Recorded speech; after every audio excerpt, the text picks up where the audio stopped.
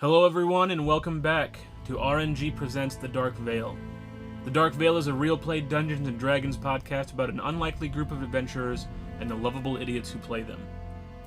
Where we last left off, after a titanic clash between Veritas Bloodstriker and Alistair Lancaster, the stars have fallen from the sky, and the world has passed beyond the Dark Veil.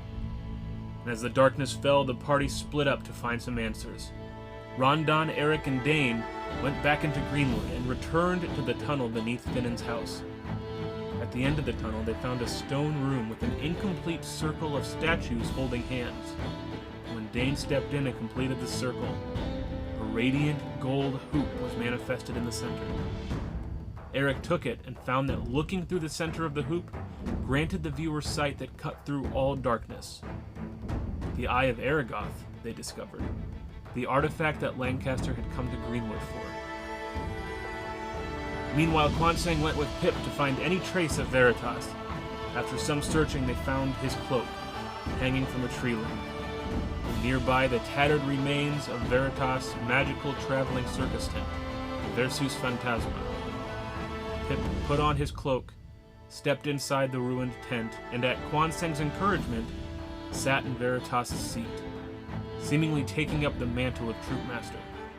When she did, the fabric of the tent repaired itself and set itself aright, and Pip's countenance was transformed. The color left her skin, leaving her pale. Her eyes became red, and 2 horns grew from her head. And as they left, they found one of the members of the circus, Nifty the Goliath, who went with them to Darvington to meet up with the rest of the group. And now, as the party comes back together, we step into the story of the Dark Veil.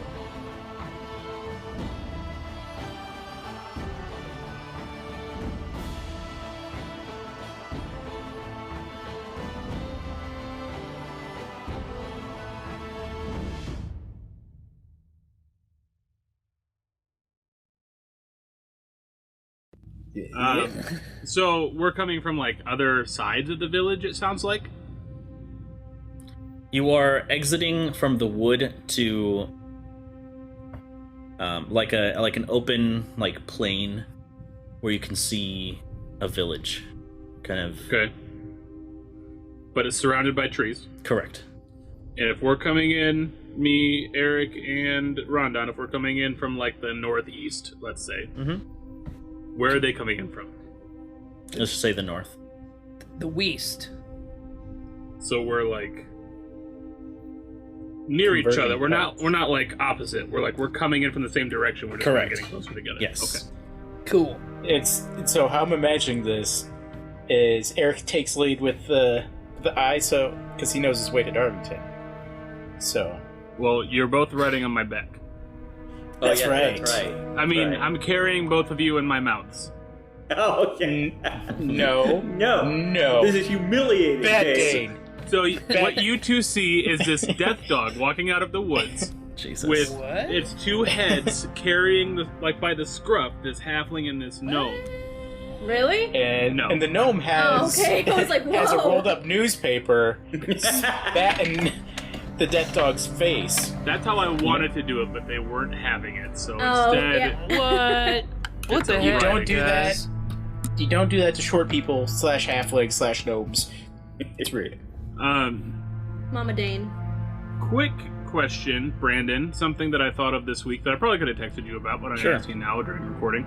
Mm-hmm. Coloration on Wild Shape. Obviously, I can't I'm going to be a purple bear, but does it Sure have you to can. be Can I? Yeah. Okay. So this horse that they're riding is Guys, a 1 second. My palomino. sound's off. Is it what? You're talking to me. If not, keep going. It's a palomino, Okay. which as I say it, I realize that I might not know what that means. So let I have me... no idea what that is. Palomino, a type of fungus that grows on. Right. Oh, Yeah. it's a fungi horse. Oh, it's palomino is a gold coat and white maiden tail. Fixed. Yeah. That is, it's this golden horse with the white hairs. Okay. So then I got Dane by his neck, and then Eric can grab onto my waist if he wants. It's up to him. He's his own man. The fuck? Holding on for dear life. Right. When you see us walking out of the woods, what you see is me kind of saying to Pip, keep your hood up. Keep your hood up. Yeah. And I'm just yelling, just for now. Who are those hooded figures? I guess They that's a good look question. familiar. Can we recognize that it's our friends over there? Like, we obviously see them because of the shard illumination. Correct. You can see them walking alongside Pickles the pack mule, the dire wolf known as Wolf. Radrick's strapped to Pickles' back, and they both seem to be walking. I mean, you recognize Kwanseng, staff in hand, and it seems as though that there is another figure, which looks like it could be the silhouette of Pip. However, she is wearing a black cloak that there seem to be horns jutting out from. This looks bad. But there's also Niffy. That's right. Oh. Yes. You also Niffy, see what's a pale Goliath with a kind of bob haircut, carrying a long sword. She appears to be towering over the others, but walking with them nonetheless. And we would recognize Niffy, right? Yes. Yeah. She kind of stands out. How far away are we from them? Like, where we're coming out? I'd say about 60 to 70 feet. Okay. So I'll turn and start carrying us that direction. Okay. And as we get in range, I'm going to mind link with Kwanseng. I'm glad to see you've made it. Can I say something back? I don't Yes. know. Yep. Okay. You have the responsibility. Okay, perfect. We're also glad to see you, but you might be less than pleased to see Pip. So as I get closer, I'll kind of like shake my head and like kind of look back at the folks on my back. Sure. Kinda like, hey, Oh, Kwanseng. I like the staff. Did you always have that staff? Where'd it come from? Carla, are you like kind of imitating what Pip is doing right now? Was that She what you're has her doing? hood up. Okay. Like, up to here. So I guess Kwanseng's gonna like kind of not purposely ignore Rondon like to be rude, but just kind of ignore him and just keep talking to Pip like, Pip, you don't have to be embarrassed. They're our friends. They'll understand. I'm gonna keep shaking my head. Like, are you gonna get off or what? I'm still holding on. You're just gonna like, I think Kwanseng's deaf again, Eric. Kwanseng, I like your staff. Dane's having a Is it spasm. you? Rondon. I'm gonna roll over. Oh shit. That would hurt. I'm not gonna do that. I'll slide off of Dane's pack. Okay. I'm still gonna hold on. Nothing's getting me off. Okay, I'll Dane shape and Okay. like manually unclasp the hands and set them down. Still holding on. Dang it. That's funny. Anyways, It's time for a good old-fashioned gnome tossing. Yeah. There you go. well, Niffy's got he it. can beat if he can beat my strength score. I love it. Anyways, Pep, what's happened? I don't know. And I take my hood off. Okay. She pulls the hood off, and you can see these black horns that curl backwards. This alabaster skin, her new kind of gaunt appearance, and these red glowing eyes, pupilless, stare back at you with this shadowy cloak that seems to shift and move as though it is living. You guys remember Pip the werewolf? I think you just met Pip the vampire. Well, shoot, Pip. I like what you done. I don't know how I did it. I like it. Nonetheless, I don't think people in Dirkshire? What is it? Devonshire. Devonshire. Nope, Devonshire. Nope. That's Drew Street. Devonshire. No, wait, let me get it. Dale. Evansdale. You nailed it. Berkshire. Have you come to Dale? Have you come to Dale? Where are we going? Berkshire. We're no. in Darvington. We're in Darvington. Darvington. now. Darvington. I knew it was in the beach. God, was it's close. so funny when you mess up the names, Carla. I was listening back to the episode that you just edited, and you're like Antarian. I'm just like losing my shit. Or you're like and then I Bruno. called Bruno. Yeah. Yeah. I don't think the people at Darvington were like this. Well, we ain't got much of a choice. To put it bluntly, I guess. Compared with everything else they've seen in the past couple days, I think that this is going to be just one more strange thing that to add to their list. I guess assuming they've seen anything, this darkness, it's become a real issue. This was the True Master's cloak.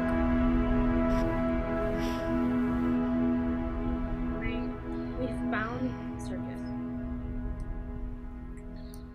When I sat down in his chair, the entire circus lit up and came back to life. And then I turned into this. So, are you saying you're the Troop Master now? I don't know. It seems you've taken the mantle. Also, sorry to I don't mean to ignore you, Niffy. Nice to see you again. Hey, it's the small folk, and she just waves to you. I mean, to everyone, to you, compared to you, we're all small. It's true enough. Everybody else, they ran. I mean, I don't blame them. What else could they do? Are you guys okay? What did you find? Well, nothing special, really. Let's see. We went behind that wall. That was interesting. It was a fake wall, as you remember. Mhm. Fake wall. We can go through it.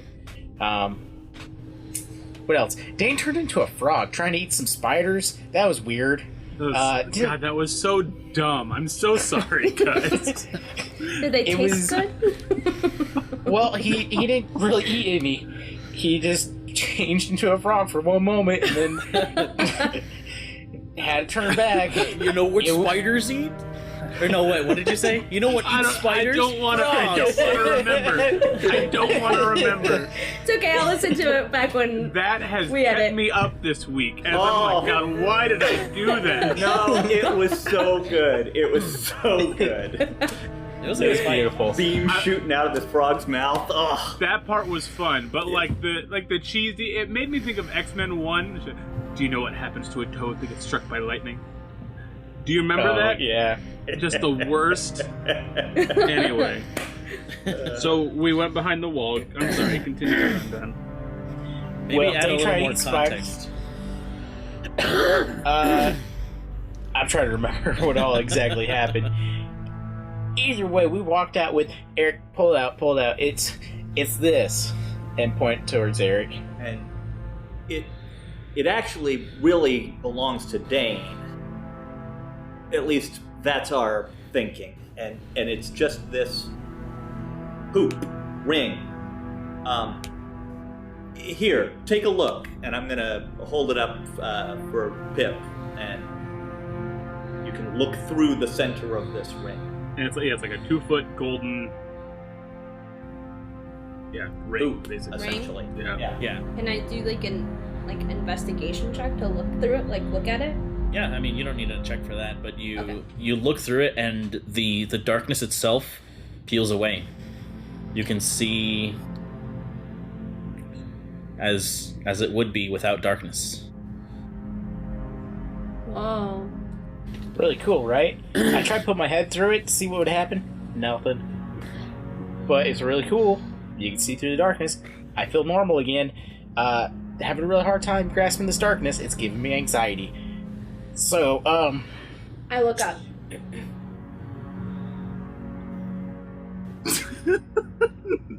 Not one of us thought to look up. Nope, never occurred. Huh. And this is why women should play D&D. This is my spiel for tonight. Brought to you by Women Lord. Play D&D, the greatest thing to ever happen. Yeah, when we were still down there, I thought it was so clever because I was checking the ceiling. Once we get outside, no, never looked up. No. Oh, jeez, guys. So Pip looks up. All right, so you hold it, and you Tyler's losing it. you look up, and you can see in the sky these strange, dark, almost like specters that look like animals, but enormous, floating through the sky. what? You can see guys, what looks like a large, shadowy, almost like a whale, far off in the in the sky. And you can also see these almost like dulled sparks of light in the sky, as if something is happening up there. Do you guys see that? What you also notice is that this ring that you're holding, it doesn't just let you see, but it looks as though there is some kind of strange cylinder of magic that almost that pulls up, as if something is sinking into it upward, as you're holding it, and you can just see streaks of light surrounding the ring, almost flowing upward. Can I put my hand through it? You put your hand through it, and you feel your hand beginning to distort. Your fingers grow long, and it's almost as if your whole arm is being stretched impossibly long. Ooh, take this thing. Back. You pull it back, and your arm goes back to normal. Did you see that? Did I see that? Yes. Eric, we can finally get taller.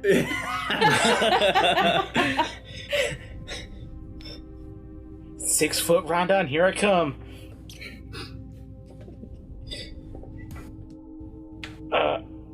What the heck happened there? Pip, what'd you see? it's Mac. Morty. What'd you see, Carlo? Can I make an Arcana check? Yes, go ahead. Is this anything about fae, fiends, or undead?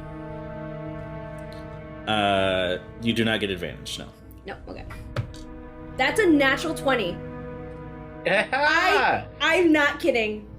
Natural 20. Plus 6. That's 26. No, that's 106. Okay, Natural allow 20s me are one moment. automatic 100. Holy crap, I did not expect that. Do we know what Kwansing is holding? I assume that he has his staff, and then in the scroll case, he's holding the shard. Do we know what the shard is, though? It is one of the pieces that fell from the sky.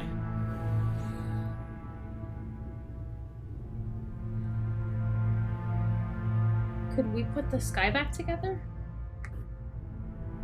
The sky is falling. Well, that's worth a try, I guess. I mean, I was gonna send up leftovers. The shard makes a lot more sense than that. There are other things in the sky that you said. Yeah, there was like a whale and things were fighting up there. I don't know. So Look, Well. I'll say Tyler has some recollection of like the origin myths and why the prime deities did what they did. Would Dane know that information? Not offhand. No, I could give you. I'll give you a history check, Okay. but it won't be as much knowledge as someone who was proficient with it. It's just like Right. more common knowledge. Right. I guess would that be history or religion? Depends on what exactly you're trying to figure out. Just what the event was that caused the prime deities to sunder themselves. So this would be history. History. Okay. All right. Let's use this metal die that I've never rolled once in this game. All right. Well, it's Never 12. used it again. You know that there was a war long ago, and they shattered themselves because they lost it. Okay.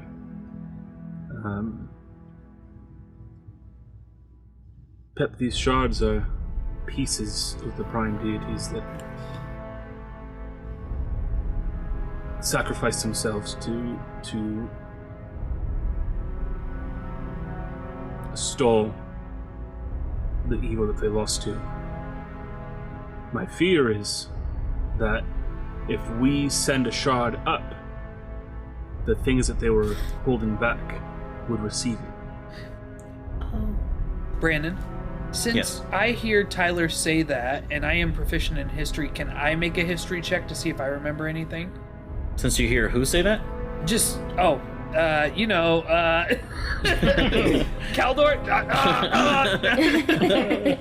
Who am I? Since I hear Dane say that, can I, does that spark, it says I'm proficient, can I try and... Yeah, go ahead. I guess, what are you trying to remember exactly? The same thing? Yeah, just kind of like hearing that and just seeing what he was, rolling for, seeing what he was trying to think of, and then hearing him say that, just seeing if it sparks anything, and I rolled an 18 total. Gotcha. Yeah, you know that the shards were their method of keeping the planes or their creations safe. Okay. You know that the war lasted a long time, and it was their final act. It was the only thing that they could do in order to postpone, at least, to prevent this great evil from reaching their worlds. Interesting. I was always told that the stars, they were souls watching over us. Well, that sounds dumb. Wait, there's a bunch of dead guys watching over us? I was always told. Nippy's like, geez, Pip, that's pretty gay. No, I'm just kidding. Gee, I thought they were burning balls of gas, burning billions of miles away. Okay, Lion King. Also what they are. Yeah, exactly. Didn't catch that as a kid.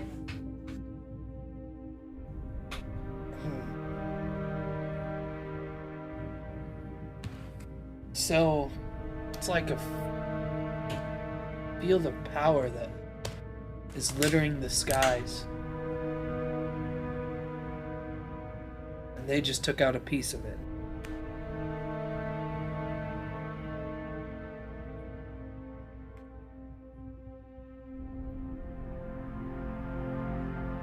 We should try to find Eric's people. I guess just real quick, in terms of things that we're seeing each other carrying that we didn't have before, I guess you guys would have seen the staff. Narina staff. Narina's staff, yeah. Yeah. It's like this kind of twisted weirwood with like, so there's like motes of light kind of dancing around the tip. Correct. Or are they like set? Nope, they're dancing. Okay. It's like tiny So just, fireflies. like, tiny fireflies. Caught up in that big bluish black thing. And you would not believe your eyes. Right. And that's, instead of the staff of withering, I'm like, that's my like staff that I'm carrying now. Mm-hmm. So that's different, but other than that.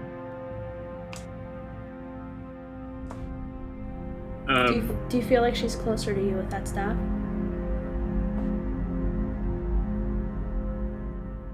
Pep, I wish I did.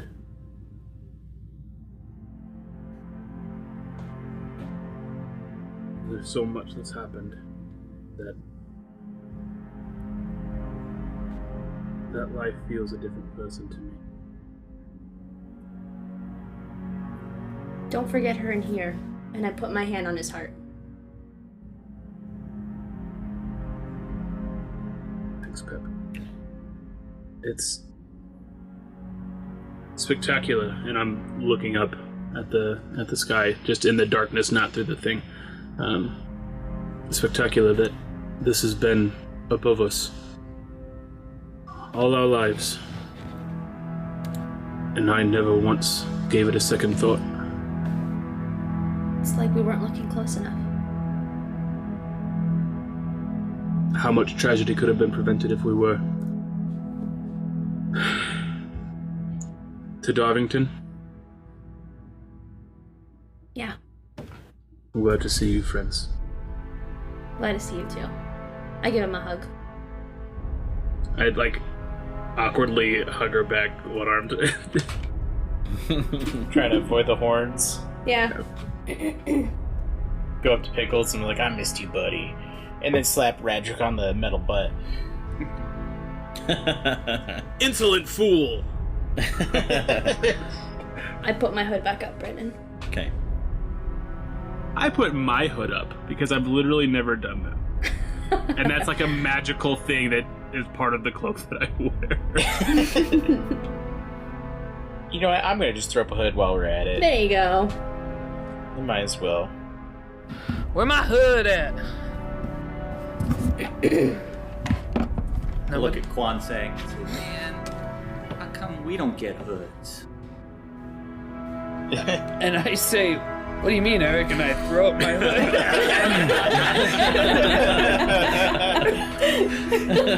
Got him. I'll kind of look down at Eric and I'll get you a hood.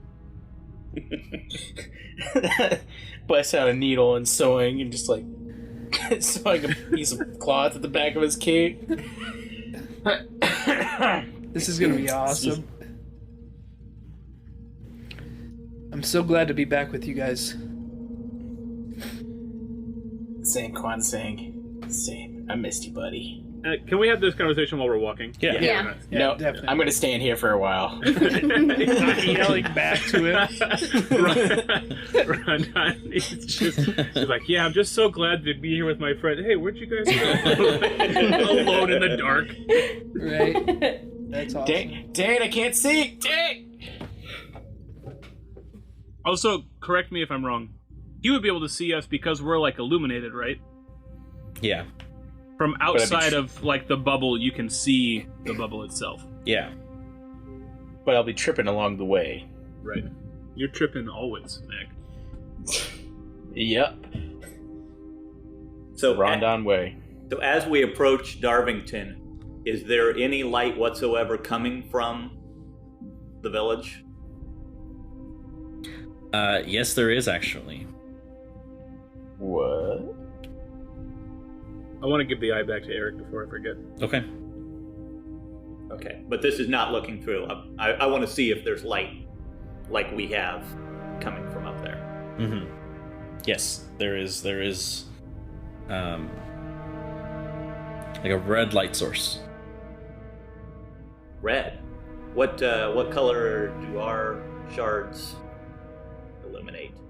The shards, Dane's is blue, Kwansang's is like a white, and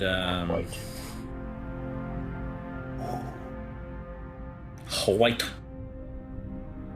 Okay, looking through the ring, looking through the eye, can I get any feeling on what that light source might be before we get up to it? Yeah, make a perception check for me. Sure.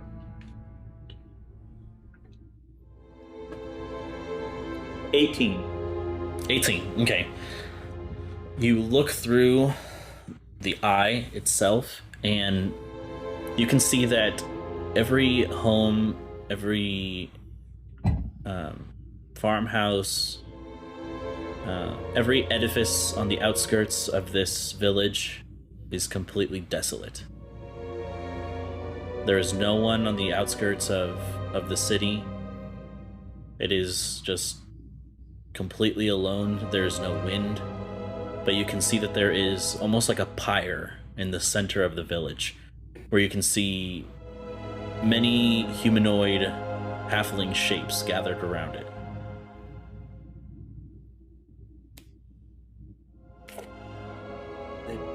They're all in the center of town.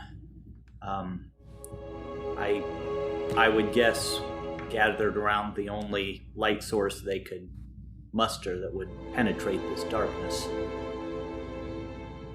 Go ahead, Tyler. First, a pyre is like usually like a stack of wood on fire, basically, Mm-hmm. right? It's like a flat kind of That was in the chat from Carla. I'm not just like in case you guys didn't know. I didn't know what a pyre was. How large is this red light? Like, how far does it illuminate? I would say a good 30 feet. 30 feet bright, 30 feet dim. Okay. But it's not like the light that is coming off me and Kwansang and me. Like that's like 15 feet bright or dim, but then it just stops, right? Correct. It's bright and then stops. Okay. Can I just want to make an active effort, like seeing that this one is larger, I want to make an active effort to like extend mine. See if I can make that glow brighter. Okay. So you concentrate, you can feel this tightening around your chest. Just like this grip on your heart almost as you begin to tense up. Do you push past it? Yes. Okay. There is this burning blaze that suddenly erupts from you as the area around you suddenly expands, suffering a point of exhaustion. Okay. You are always exhausted. That's He is. Yep.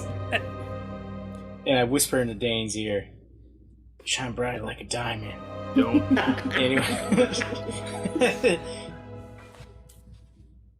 Anyways, Dude, people are gonna start calling this the dad joke D&D podcast. Like, I mean, that's me. A dad joke. So, I mean, is it like extended now? I mean, long term, not necessarily permanently. We won't know that, but it wasn't like a flare. It's like Sustained. it's sustained. Okay. And how much is that? It 30 doubles. feet now. Yeah. Okay. 30 feet bright and then darkness. Correct. Okay. Cool. Whew. Where? But you can feel like, you know when you get like a what are those called? Like a cramp, I guess. It just feels like your entire chest is like knotted almost. Okay. And then you just pushed past it and you felt like this surge, and now you can feel a little sore. Sure. You start to sweat a little from just the force of it. As it happens, and there's like just this blue pulse that pushes that darkness out a little farther. Like I'll kind of like my steps will falter. I have to like lean on my staff. Dane, are you okay? I'll be fine. nothing I'm not used to. And I'll kind of straighten up and grip my staff with both hands as I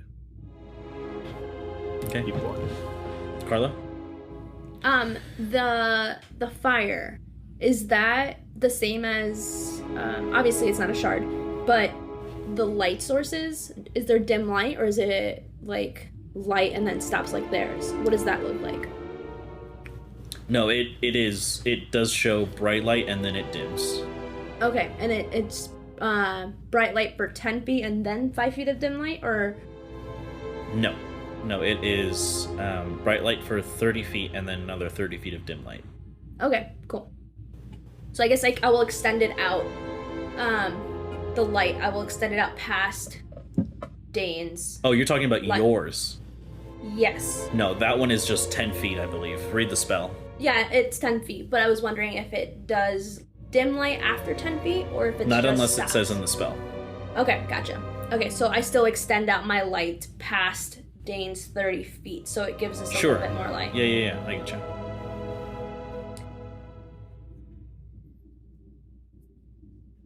We're gonna walk up to this fire now. Yeah, I guess we're still walking, I assume. Mm-hmm.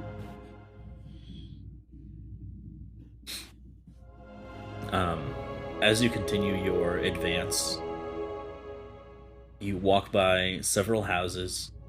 You can see that the roads here are, well, from your experience, Eric, a little more traveled through than what you're used to.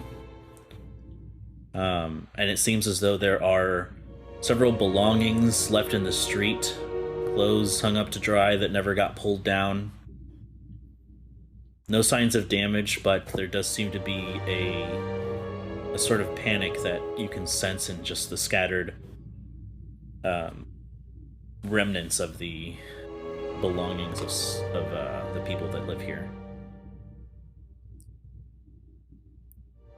It is until you get about 100 or so feet from the pyre itself that you begin to hear mutterings from the crowds of gathering people.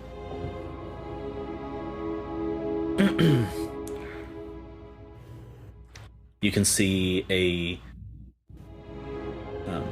golden skinned elf suddenly come to the front, scimitar in hand, kind of regards you for a moment as he recognizes your shapes, stows his weapon, and you can see Presea and Melanie follow shortly after, kind of creating like a triangle formation as they walk out of the radius of this fire. They meet you halfway. And I just like elbow Pip in the side. I'm like, "Hey, Pip, it's Bruno." Yeah. Just gonna go hide back here. Hey, Pip, Bruno's here. Whatever.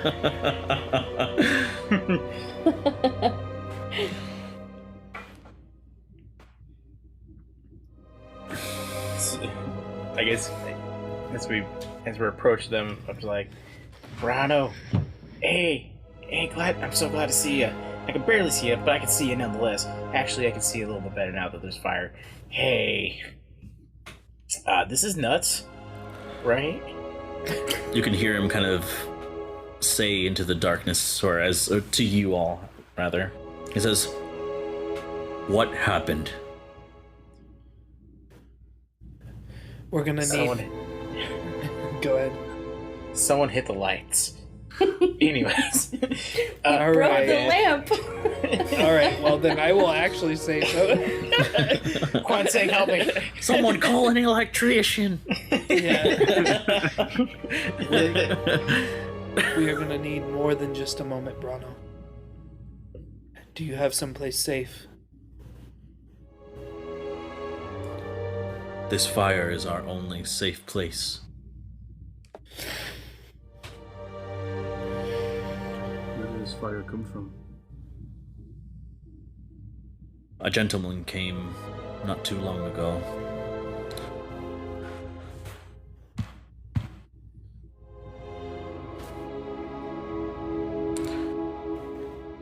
An old male fire genasi with a flaming beard, mustache, and hair. He carried a torch with him, with the same burning red fire that you carry.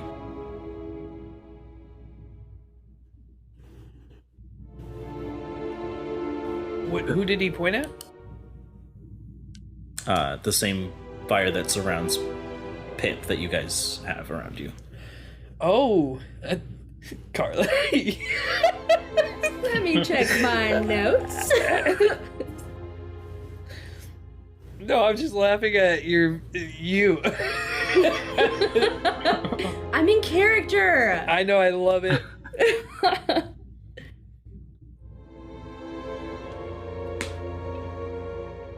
If I did that with my blanket, I would look like Little Red Riding Hood. Who's next to me? Everyone, I guess? I guess who's like right next to me? Is that you, Rondon? Yeah, I'll say so, because I was nudging you. That's the Flame Master. Skaldus. Cinder Sight. Oh, hold on. The Flame Master. Skeldersight. I don't know what you said. But the Flame Master. Who? From the circus. Ah, the one that lit up the rings for Kwansang? Sure. Excuse me. Okay.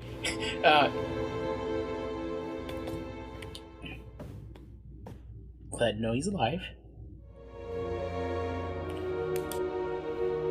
Where did he go? We're not entirely certain, but he proceeded to walk to the north.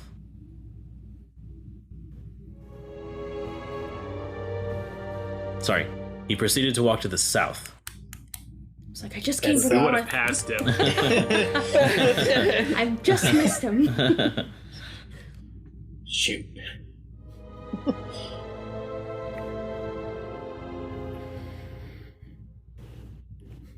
Has, What do you Much keep like- doing? Who? Okay, I look up and Drew's like,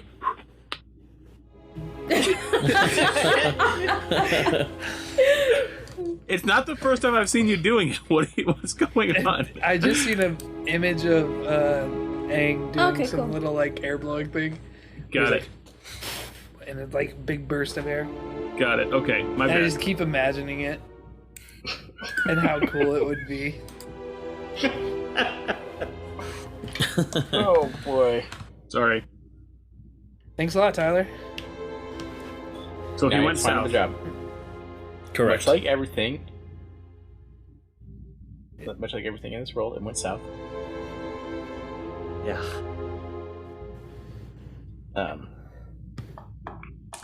Have there been any other strangers, anyone else who has come to the village?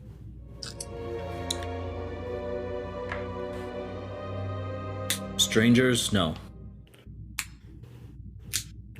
Where are your sisters? They're right here. Oh, did you say that? Yeah, I did. Oh, I only remember you describing Browno. I'm like, Wow, Yep, sorry. Wow. Wow, Kwansang, way to be They like observant. lean around him and they're like, hey. We're right here. Oh, and just to kind of catch up on what happened, we didn't really explain it. Lannister came. He tried. Bill Lannister. Lannister. We gotta find Eric's parents. While we're thinking about it. While I'm thinking about it. Let's see. The troop master fought Lannister. And the sky came down. We found some shard. We found a shard. Yeah,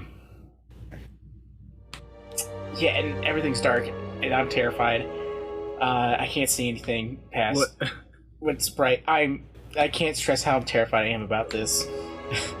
About the darkness. I've There's a never man. been this blind. Named Alistair Lancaster. As I like just kind of like put like a hand just kind of like on Rondon's shoulder for a second. Like, all right. Thank you, Dane. I'm sorry. You know how I get when I get anxious. Make a wisdom saving throw, Rondon. Okay, wisdom is a +0. But don't you get advantage on those saving throws? Well, I got a nat 20 anyway, so. Okay. Gotcha.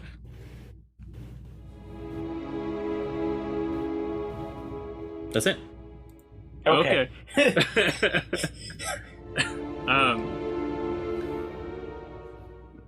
What Rondon's saying is that there was a man named Alistair Lancaster. This artifact that makes me a druid that I received from Marina, he desired it.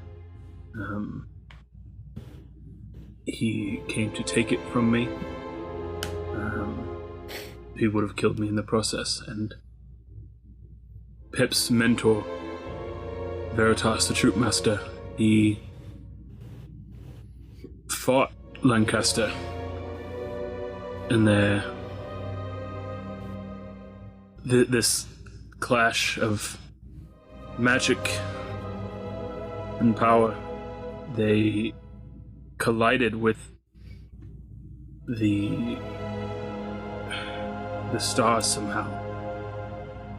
The sun flickered and the stars started to fall.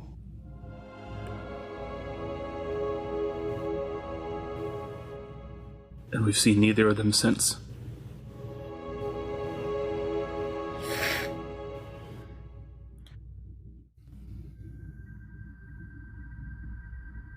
You can see his expression kind of go entirely blank.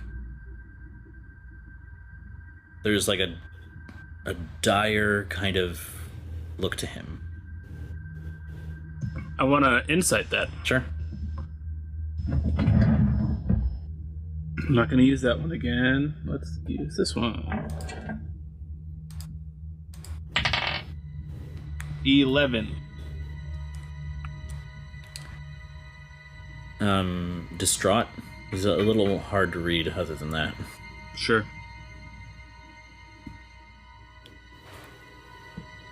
It's basically the same face we've all been making. Sure, yeah. Just the Pikachu face, you know?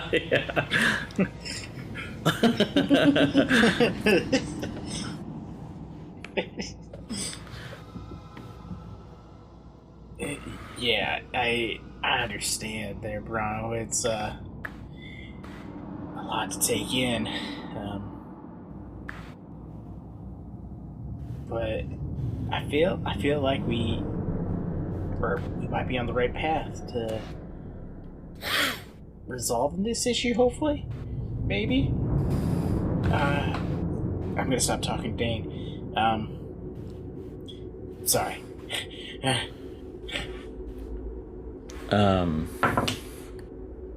Dane, what's your AC? My AC? 15.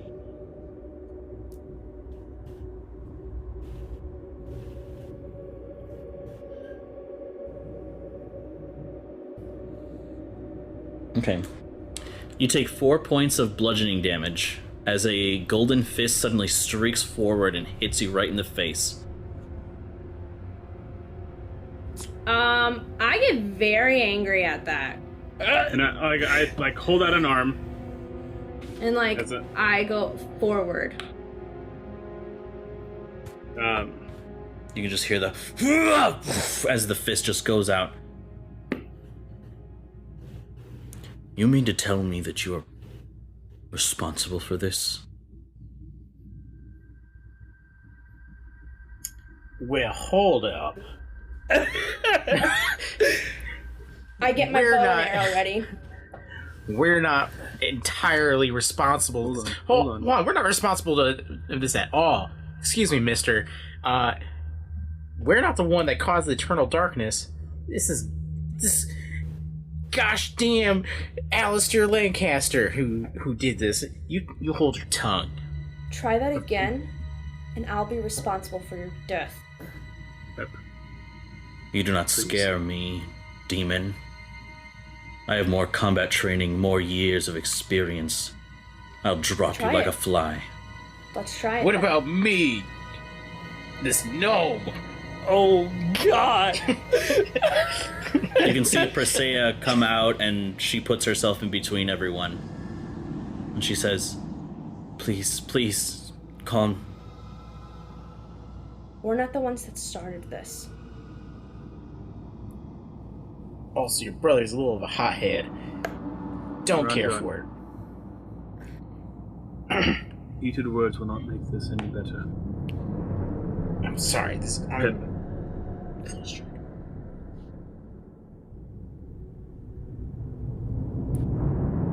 We were meant to escape to this world to be safe.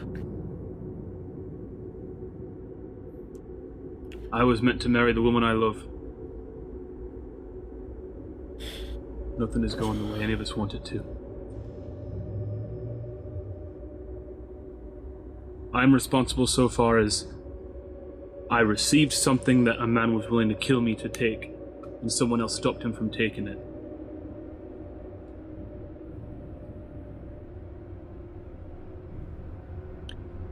Brano, as far as I see it,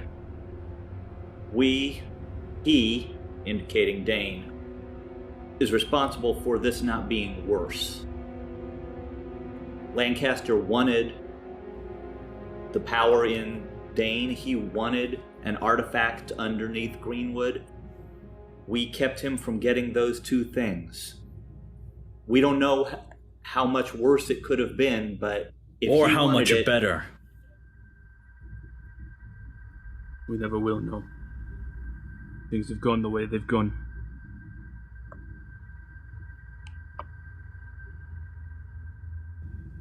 Why did you not meet his demands?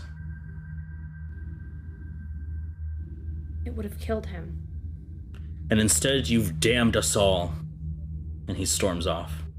Where were you? Pep. He stops. Where was I? You think you could have done better?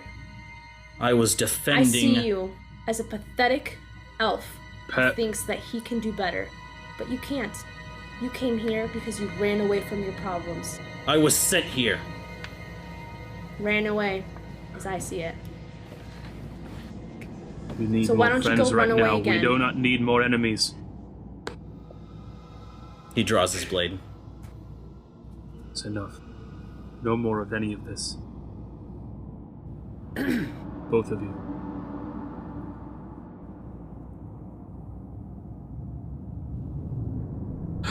And I kind of slump over a little bit. Just kind of giving to the weariness for a moment.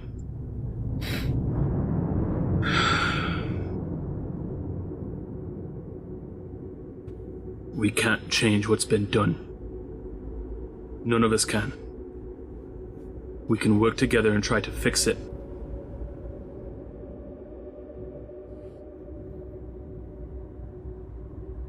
Or we resign ourselves to darkness, to fear, enemies on every side.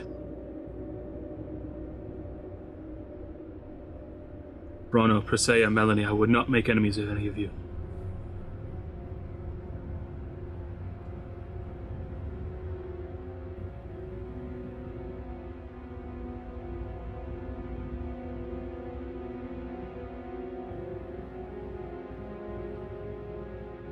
You can see Presea turn to all of you, and she says, I'm sorry, Dane, but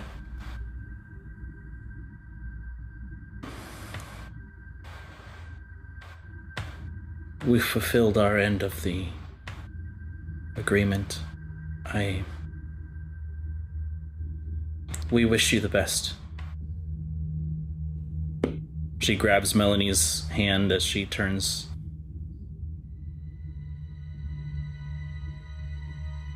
She grabs Brano's hand.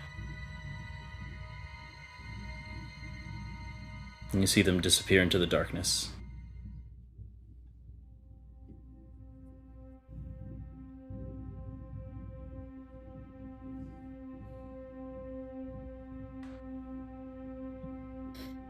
We will make many allies and many enemies. As long as we hold true to what we know is good, that is all that matters. We will make fewer enemies if we can control our tempers. Who needs them? I'd kind of spit on the ground towards the direction. All I know is they agreed to keep the people of Greenwood safe and escort them here. I can't bear them any ill will. No. And nor should we. But nobody should have escalated that. And we all, in some way, shape, or form, did. For now, we need to find a place to rest. I guess, how are the people of Darvington and Greenwood reacting to any of this? They are muttering to each other. They all look terribly frightened. I'm sorry, Eric.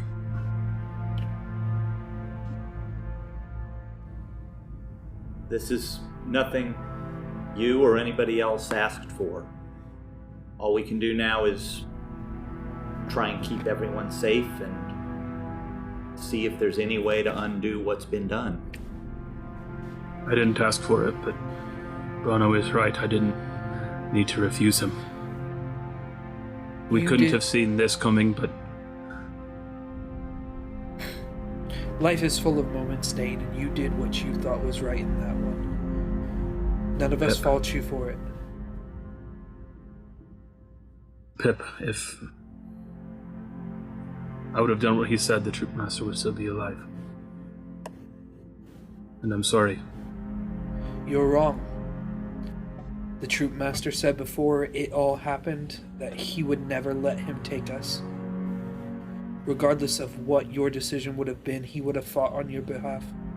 There is no reason for you to think that this is all on you.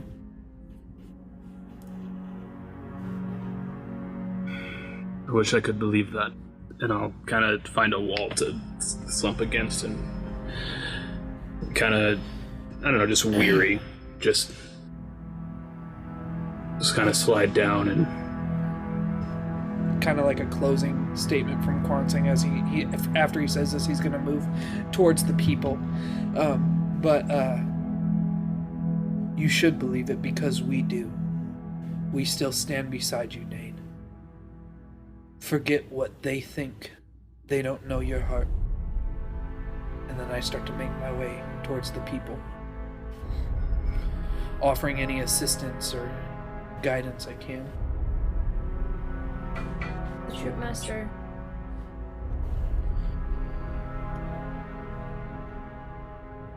He always has a purpose in what he does.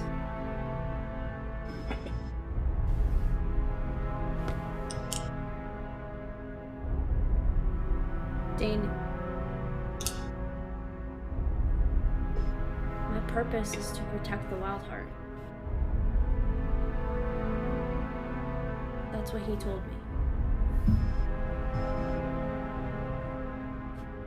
I have to ensure that it lives on.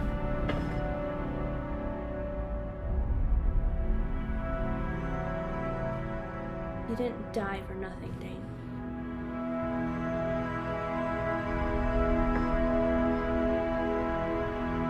thank you, Pip. Get some rest. I'm gonna sleep a little further away from these people. I don't think they'd take well to this. And I left my hood going up to the fire. Did the Get people some rest. react, Brandon? To what? I think I'm far enough away. Yeah, she's not close to them. And I put They my all hand. scream button. Oh, I assumed they were close to the fire since it was the only light source. So I put my hand on his shoulder and squeeze it. Get some rest, Kinda- Dane. Place my hand over hers as she does so. And Wolf and I kind of go on the outskirts of his light and my light, and kind of lay by a tree. I find a tree. Okay. Go ahead, Eric. I'm going to take the eye and walk up the side of one of the houses to a higher vantage point and look through it to try and find my parents and or Jenny. Perception check from you. So you literally just like walk sideways up the side of the house. That's correct. Yes. Yeah. As well as the light has disappeared, so as... Oh yeah, are you physics. attuned to both the wand and the slippers then? Yeah, I attuned during our travel. I think we said that at the end of last session. So you don't need the eye then. To be able to... Okay. I guess it's only a certain distance, so I guess you could use the eye for that. Yeah. Okay. Well, I'm taking it with me for now. Okay. And I got an 11 on that perception check. Okay. It's a little hard to see. There are a lot of people. And they seem to be... They're not just all standing together, but they're kind of either sitting on the ground in, like, groups, like huddled circles, or some of them have brought, like, chairs and other, like, bedrolls to kind of sit on. There is chattering amongst them, but you can't seem to pick out your parents from the crowd. Okay. Then I'll walk back down and head towards the crowd. Okay. Right. Jog up to catch up with Quan Sang. Okay. And I guess I'll just plop down right next to Dane. And just be like, I'm sorry, Dane. I shouldn't have lost my cool like that. I'm just... You know me. I'm scared. I'm angry that he punched you in the face. He shouldn't have punched you in the face, for starters. I don't care what you have to say. He shouldn't have punched you. End statement. But... Yeah. I'm sorry, I've never experienced this. It's terrifying. None of us have. I don't think, at least. Hope not. This is kind of something that we all would have noticed, I think. Radrick's like, this is just a regular Tuesday. You shut up, Radrick. No one asked you. He's planking on pickles. Pickles? Yeah. Let's say his eyes are kind of gazing far away. So he's hearing like screams in the darkness.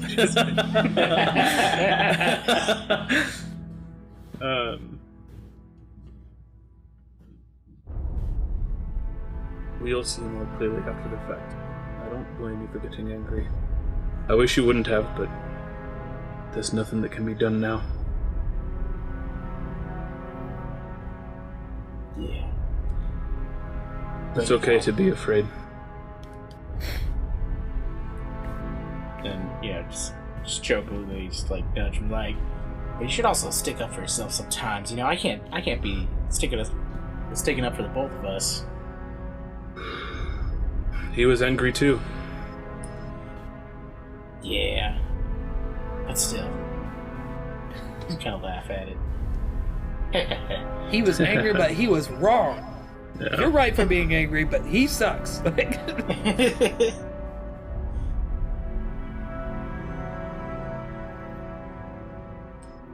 And scene. Alright, so, go ahead, Carla. I was just gonna say that after I go find my laying area, I guess. Mm-hmm. I guess I've always made it a habit to talk to the troop master, and I'm not gonna stop because I don't have actual proof that he's dead. Okay. So,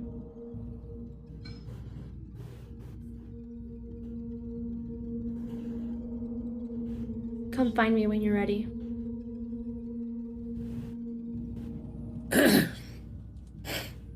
I'll finish what you started.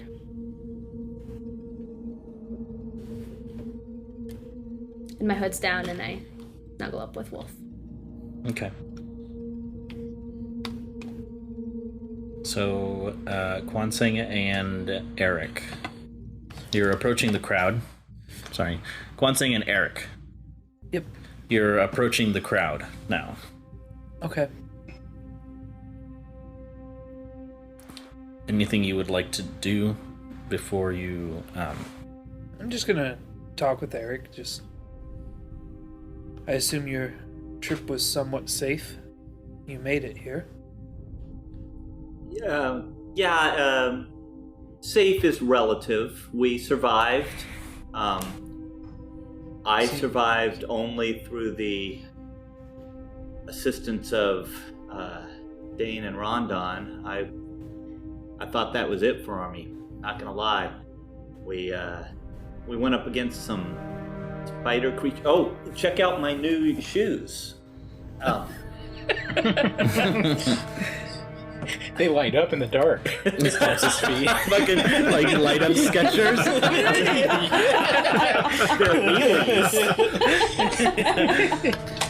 Yes. Awesome.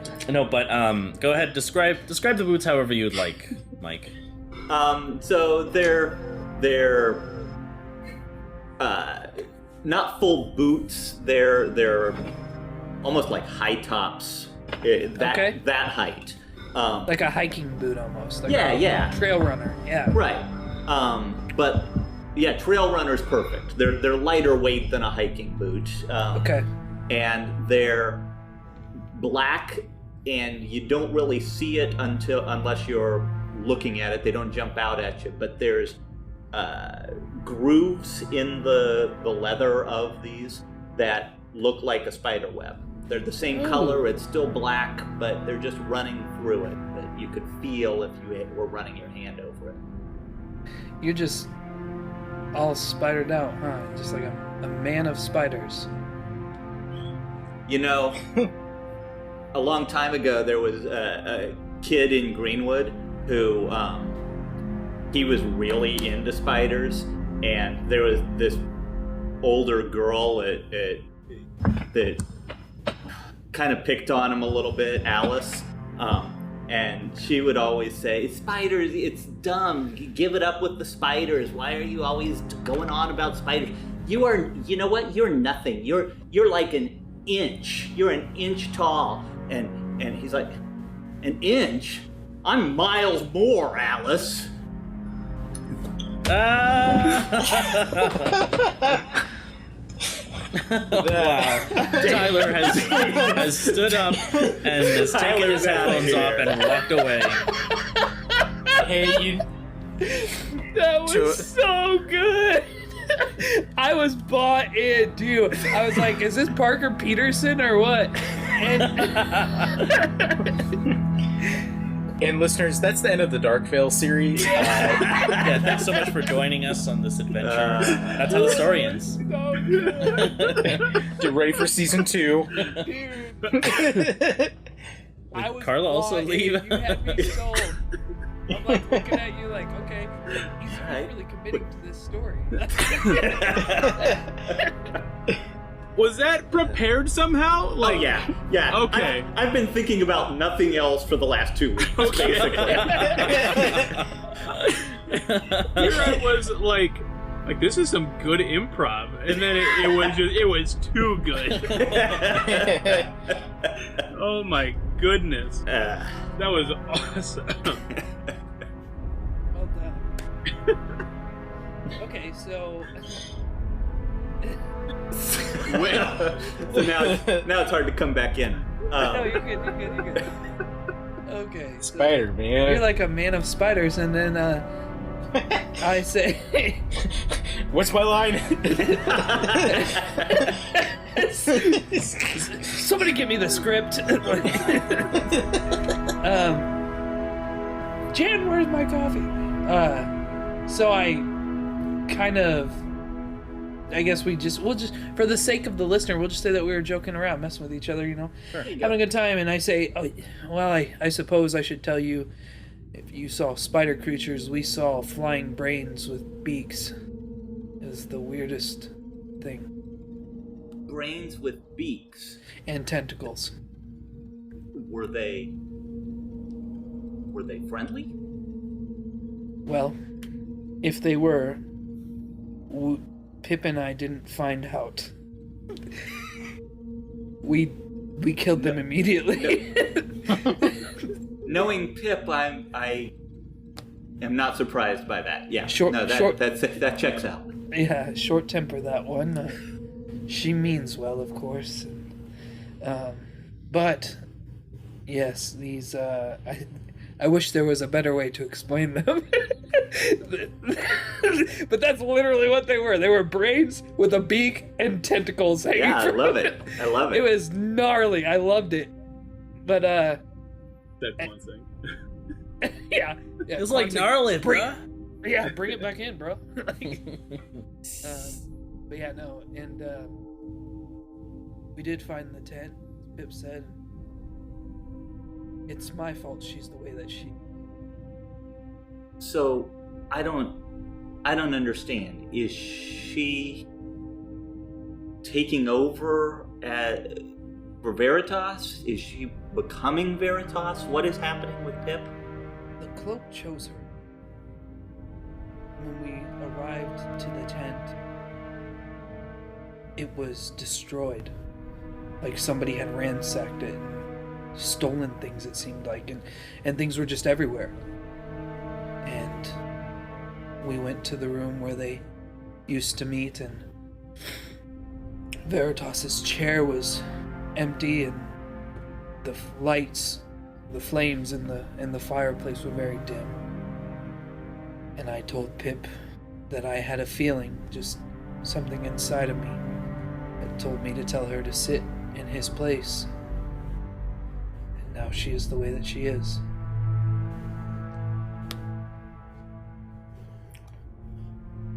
I can't tell you what it was, Eric.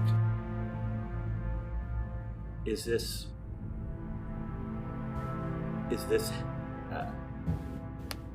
healthy for her? Is this something that's damaging her? How concerned do we need to be about this? I don't think we need to be concerned yet. She doesn't seem to be hurt by it, and she has more control over the circus than she ever did before. She's able to make it disappear, but not travel with her. It's still in the same spot we left it.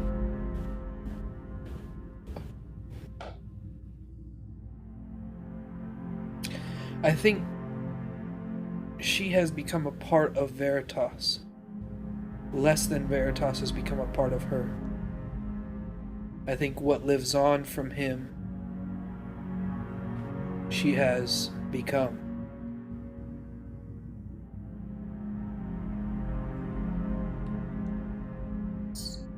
So Dane seems to be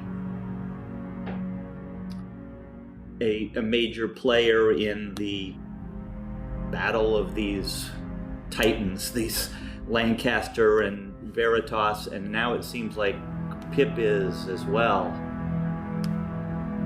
This is honestly starting to feel like it's beyond us. I don't know what to do next. I don't know where to turn. I don't think any of us do, Eric, and I feel like that's why Brano and Persea are scared, and I feel like that's why Dane feels so responsible. He really does, and I was not very kind with him yesterday. I owe him an apology, but he's taking it very hard on himself.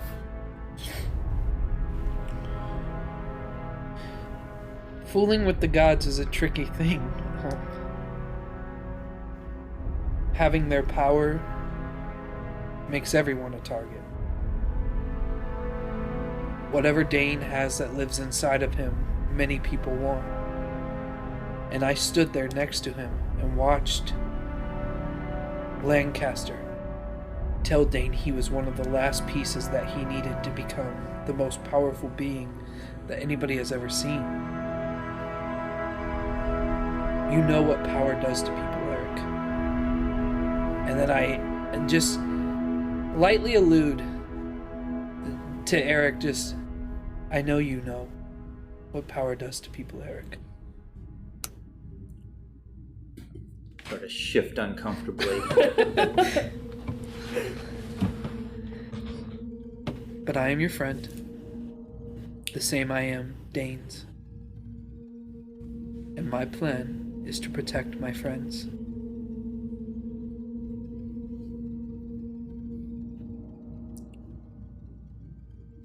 Remember when we met in Berkshire and we just thought we were going on a simple little job for the guards? That seems like years ago now, but Yeah. as we're walking and having this conversation, continuing to scan the crowd for familiar faces or people who look like they could use some help. Okay, as you're walking by, just in passing, you can see Alice. She's talking to her friends. I love it. I nudged Quan, saying, "That's her. That's Alice." Just, she's older now, so she's not a bitch.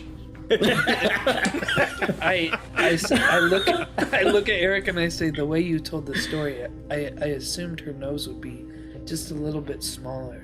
But it's not important. She looks like perfectly fine from the front, but then she turns and then she's like this, like like a fucking bird, just like what? What a profile. It's canon.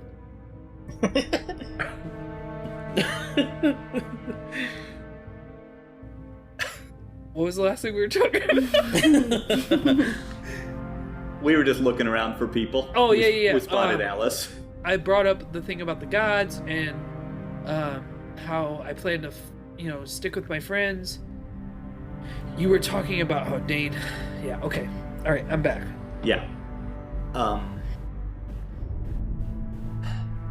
I don't know what we should be doing now. When the hags were descending on Greenwood, I had a purpose. I had a goal. We needed to go protect the village.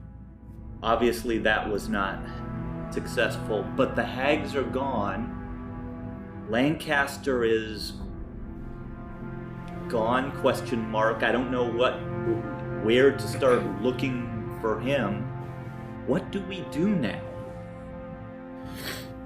Currently, Pip's troop is gone. We found Niffy. Now we gotta go find Bliffy, Diffy, and Ronald and Duck. We need to. I think our next best bet is the Fire Genasi. If he's able to create this light source, we need more of it. Really, we should probably just start the world on fire. Restart.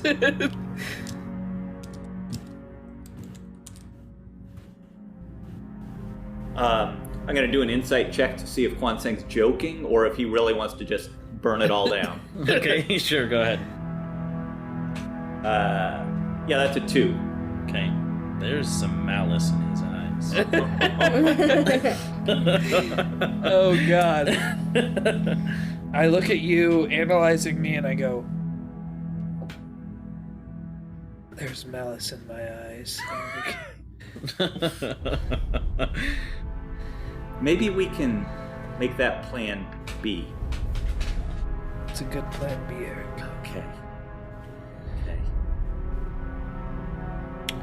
I don't know what we do next. I just know that we run out of time in the darkness.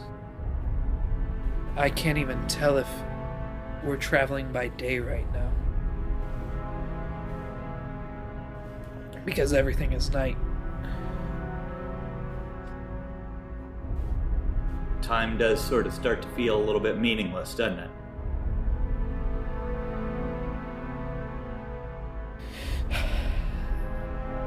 And as a monk, this is totally throwing off my rhythm, my routine. I haven't meditated in days.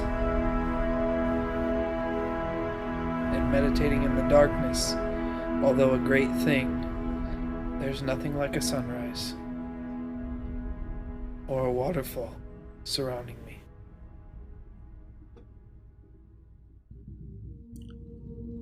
I need peace. But for now, we need to bring these people peace. Let's find your parents. Yeah. And we'll just continue moving through the crowd. Yep, commit to that. Okay.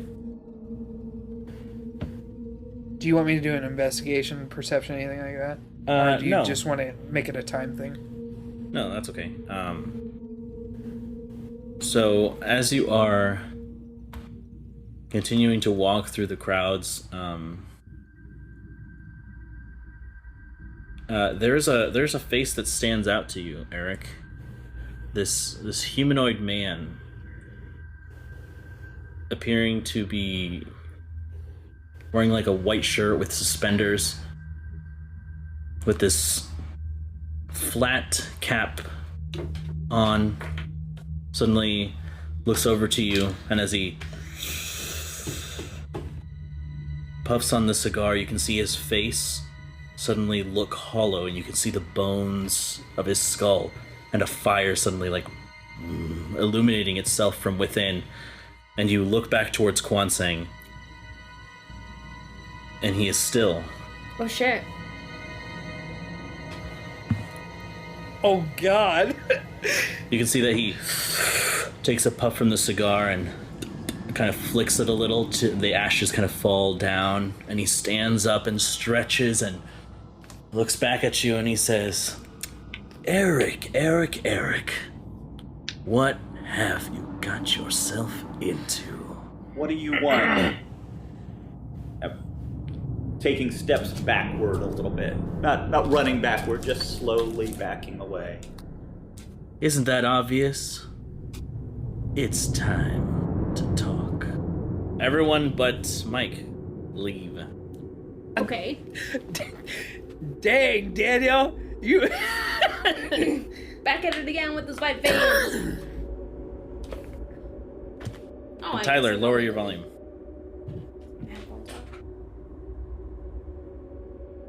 I mean, you can stay as long as you're not listening.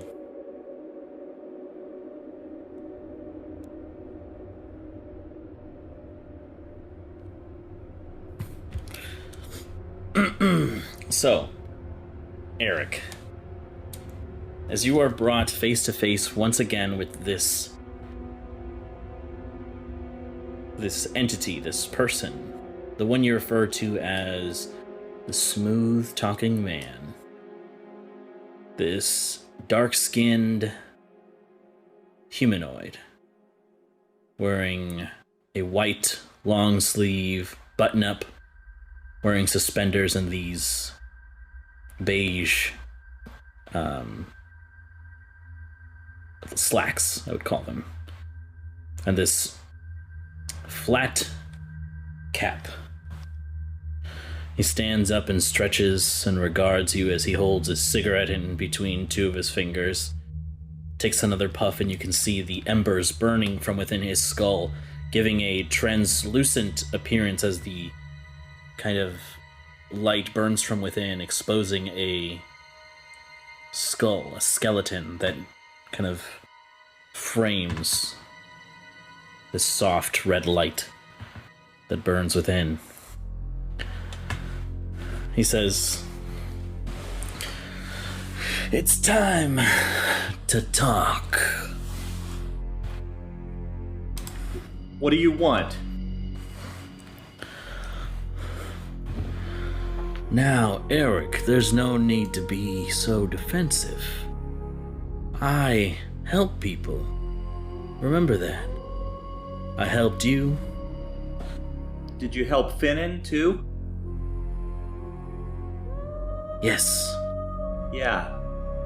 So maybe your help isn't always a good thing. That depends on who you're asking. People do what they want with the power they acquire. Finnan, he's got a seed of darkness inside him. Something rotten and festering inside. But he does for me what I ask him to. And I believe that now that time has come for you. What do you want from me?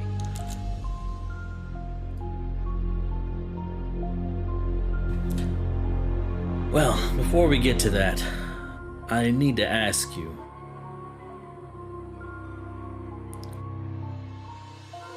Have you enjoyed the power that I've granted you?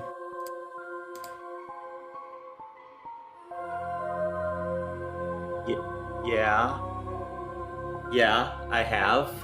Do you feel like you can make a difference in people's lives? I am making a difference in people's lives. Is that for the better or for the worst?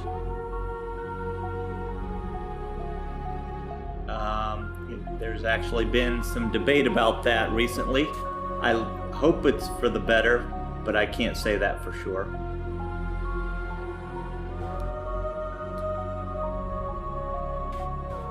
Then I hope you understand that what I said before.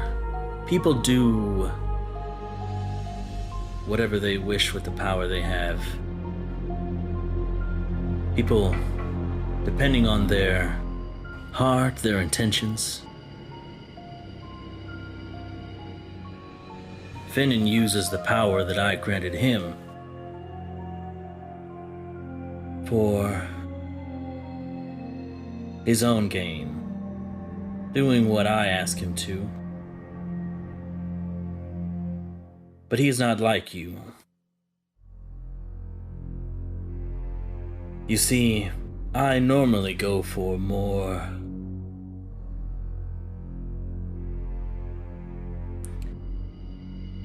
damaged people. People that want power for other kinds of petty things or revenge. It's a powerful thing. But what fuels your heart piqued my curiosity.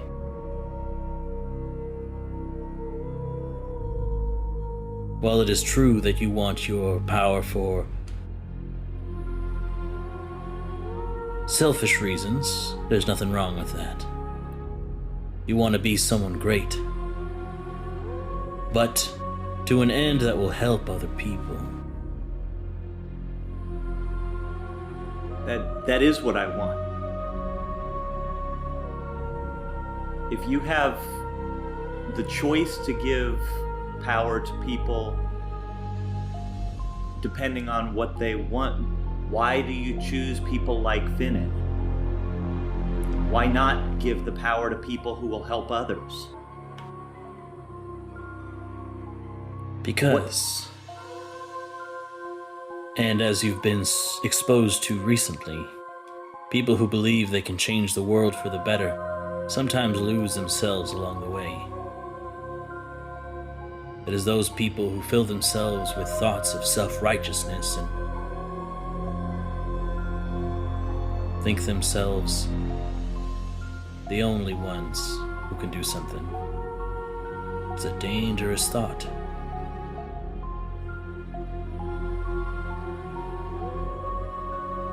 In some ways, you are more dangerous than Finnan ever will be. That's not true.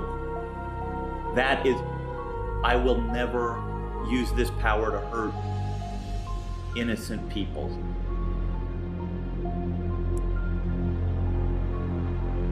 Let's hope that that heart of gold of yours never wanes.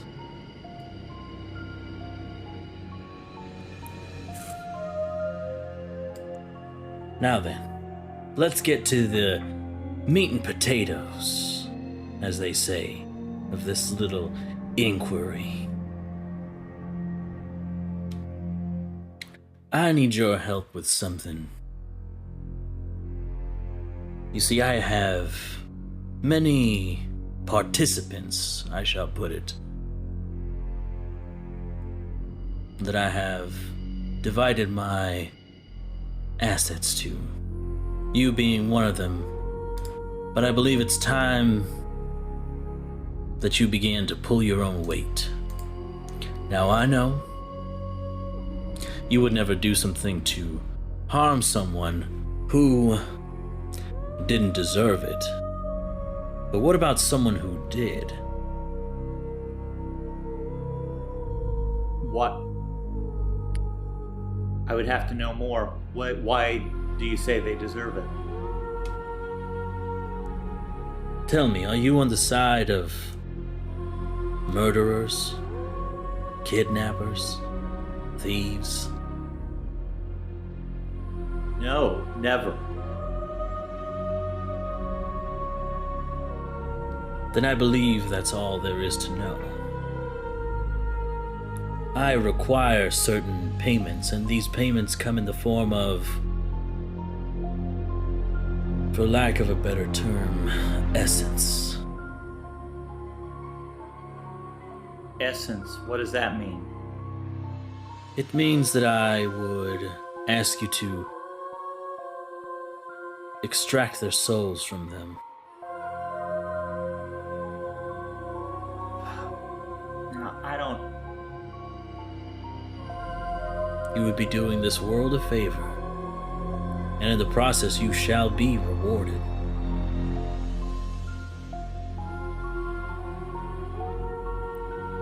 This feels like using the power in exactly the way that you just warned me would be detrimental. That using the power to hurt other people, not help. They may be bad people, but their soul, to take their soul?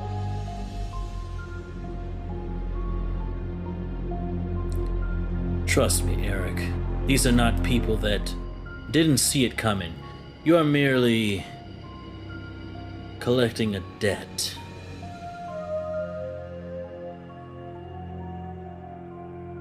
And what would happen if I refused? Eric. This is all just me being polite. There is no refusing. I am merely trying to ease you into it. You gave away your choice the moment you said yes. Allow me to make this easier for you. I could give you targets that would make you question yourself even more. What about an innocent little girl whose parents had given away before she was ever born?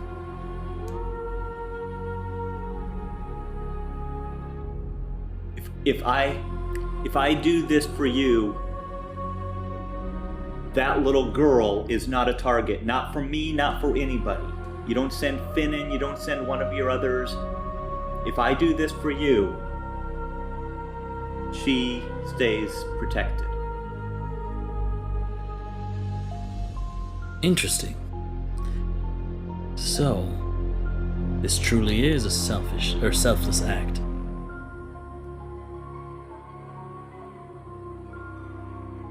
You would give away your own power to protect someone you don't even know? A hypothetical little girl?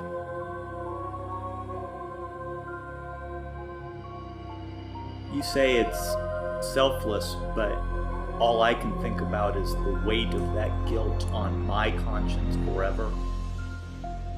I'm protecting myself from that. Chin up, Eric. You're getting everything you've ever wanted. Power and glory.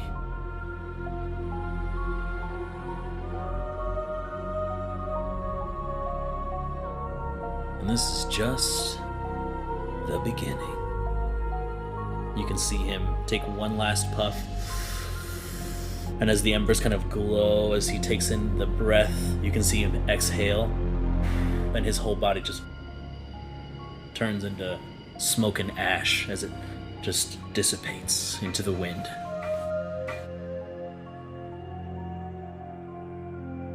Summon everyone back. Somebody text Carla or something. Hey Siri, text Carla. What do you want to say? Look at us. What you want to say? Honestly, she just messaged us in the group. Pip pip cheerio. Is Eric dead? On the inside. No, he's still going. Shit. I'm gonna turn back and look to Quan Sang to see if he registers any reaction at all that something just happened. Quan Sang, yeah, you're walking and suddenly Eric's whole, I guess, demeanor just physically changes. So it's like slow motion. It's like. That's What the slow fuck motion. is that? You would know if you guys watch TikTok. Oh, okay. So there's slow motion bits. Now I want to make that my ringtone. Yeah. By the way, if you're still listening to us and you haven't subscribed to our TikTok, you're missing out, I guess. Yeah. Selfless plug. Wait, shameless, not selfless. Anyways, at RNG Presents, whatever. If TikTok still exists by the time this comes out, Right, that's true. That's a very topical, and that really dates where this episode is. July 24th is our date right now. What? Be like close to Thanksgiving. Why would TikTok be dead? Is it really dying? There's the rumors government. that the government's gonna ban it in America. Because the Chinese are spying on us. Oh, Which is true. Listen, I want you to. No, I'm not gonna do that. Everybody's Don't do spying on it. us. Hi, FBI agent. Love you. He's like, damn, this shit's getting good. Yeah, right? Yeah. Oh, they You missed think- out on what he said. They keep looking for guest stars. Do you think I should tune in? Yeah. Yeah. A seventh camera just like opens up. I was saying, Yeah. imagine just playing and then you hear clatter, clatter, clatter. I actually rolled a 24 to perception. Yeah. By the way, my name is Derek. Oh god. I finally get that reference. You do, yes. Yeah. Ah, nice. Maximum Derek, Yeah. which from I Community? say way too often. No, well, looks like, hey, guess what? Carla's not a part of the club. What's that Bye. from? The Good Place. No, don't. You should have told her. She has to find out for herself. I watched The Good Place. Are you serious? Then how do you not know Maximum Derek? I am not caught up though. Oh, got you. I think I just finished season 3. That was I did- season 2 that happened. Oh, I don't remember. I haven't seen it in a while. So this just came off my TV. Oh. That must have been satisfying. It was. I didn't know it was there. I All thought right, I unwrapped it's- the whole TV. Let's bring it back. What happened, Derek? So, you were just talking about making deals to get power. I made one of those deals and the price is coming due. It's probably a discussion for later, but I probably have an errand that I need to run at some point soon, and I don't think it's going to be all that pleasant. We'll talk about it when we have a little more privacy than this. And continue looking for parents in the crowd. Okay.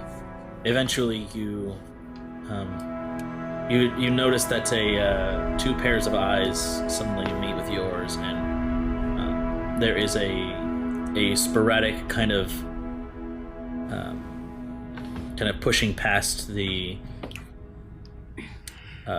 either sitting or laying, like kind of crowds of gnomes or halflings rather. And it is your mother and father. They come up to you, and there are no words. It is just embrace. I'm just holding them close, moving back a little bit and looking at my father. Pop, I'm sorry. It's all gone. It's all gone. It's okay. It's okay, Eric. I don't care anymore. And he just holds you. He just says, I'm so sorry for what I said. I just want what's best for you, Eric.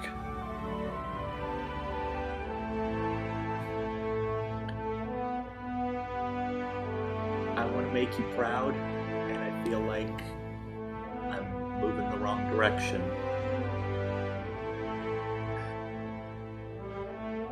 All I can do is try and fix it, but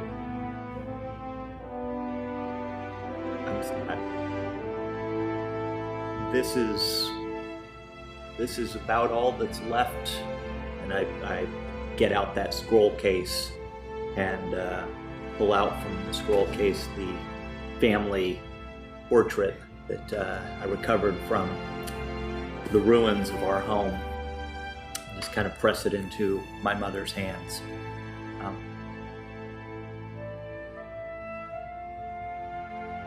I'm gonna have to leave again, not right away, but soon. And I want you to at least remember the simpler times. Remember this. Maybe we'll be able to return to that one day.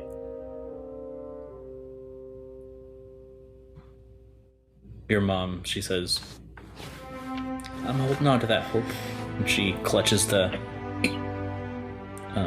sketch or the portrait in her hands as she continues to hold you, and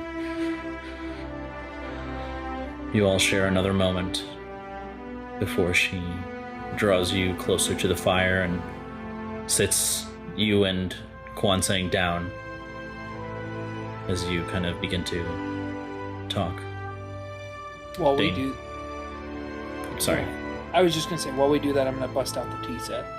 Okay. Since Gotcha. there's a fire there for me to boil it over. Yeah. All right. Dane? So I have an idea, but if there's still stuff happening, I don't want to... That was basically wrapping up, yeah. Okay. So as I'm kind of slumped over next to this wall, kind of head pops up for a moment, and I want to look at the pyre. Is it consuming the wood? Very, very slowly. Okay. I'm gonna kind of pull myself to my feet. I'm gonna say, Rondon, come with me. And I want to see if I can grab like a torch, basically, off of the pyre. Definitely doable. Okay. And if I carry that torch farther, I guess I can't test it because I myself glow. Give it to Rondon. Yeah, Rondon. You carry this away. Just go away. Take this and leave. Get out of here, you Get out filthy of my animal! sight. All right, He travels back to the Lake of Timber, just can't believe you would tell me this. just crying. The anime, tear arcing. Yeah. Wait until my cousin Justin hears this. He'll be like, "Cry me a river." Oh God. He is a bard. Yeah. Rondon, carry this flame. See if it illuminates as you walk with it. You got it, buddy. And I just start walking in a random direction. Okay, so you leave Dane, and it does illuminate. And I'm yelling back, Dane, it works. I can see still. We need firewood. We need to make torches. This fire consumes slowly, but if we can make torches, people can return to their homes. We don't need to be huddled up around this pyre. They can take the light home with them and renew their torches from this pyre. We just need to keep this pyre burning. What? I'm sorry, I can't hear you. I'm all the way over here, Dave.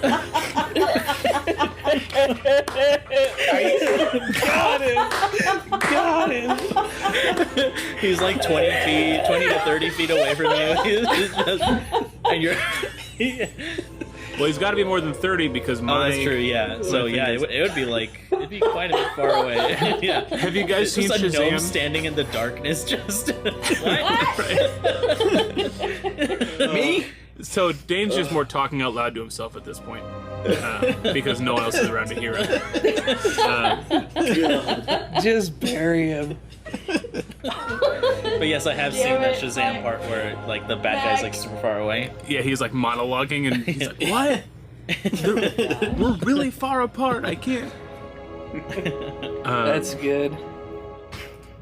So then, like, as I'm like, Rondon kind of like snaps me out of it, like, "Rondon, we need to collect wood," and I'll like kind of grab the one axe out of my belt and let's go find trees.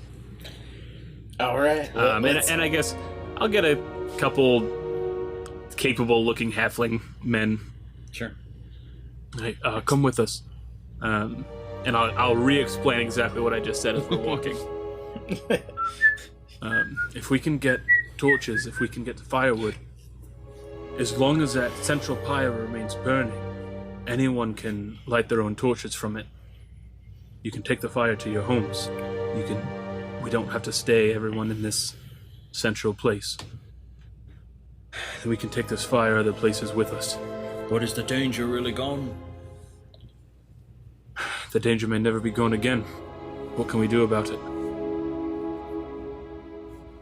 You're right. Yeah. Well, can't argue that point. Yeah, he's right. He's got you there, Ted. Hey, shut up. No, you shut up, Ted. So then I'll go and collect wood with Rondon and a couple. I guess I can hold the light because I have a level of exhaustion. And Rondon's a better woodcutter than I am. It is my profession. It is your profession. All right, so you and a party of halflings meander into the woods to fell some trees. In the meantime, Pip, as you are kind of taking your rest, you see Niffy begin to approach you. She sits down, kind of crosses her legs. She is practically a giant between the bulging muscles and just her height in general. She says, "Wow, looks like you got some backbone after all, Pip." Yeah. Shoot. Yeah, it's whatever. Never seen that display. Guess you don't really know me then. I guess not. Especially now that you got a new look. You remind me of someone you know. Yeah. I pull my hood down a little. So what's next? I don't know. Where they go, I go. They seem like a good bunch. They're my friends. We don't need to brag about it. Look at me, I have friends.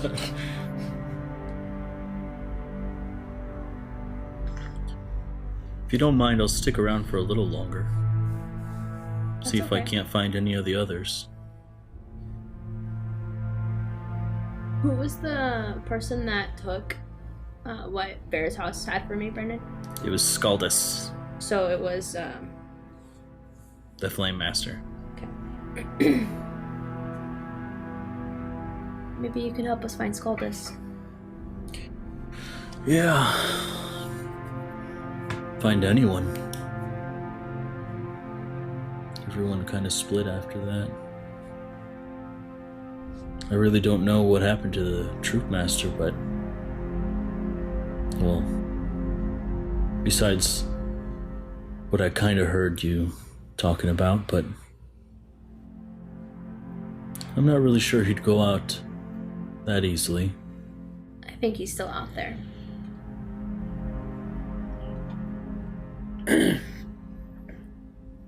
We just have to find him. Yeah.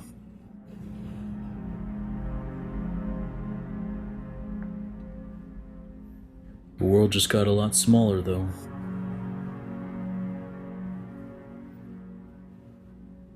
Yeah. It'll make it easier to find him.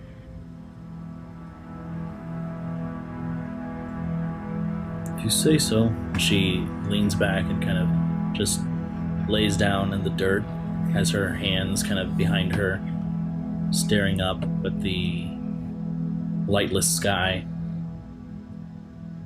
and just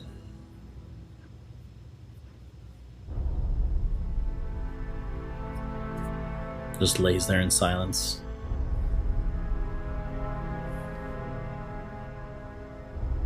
I do too. Okay. Okay.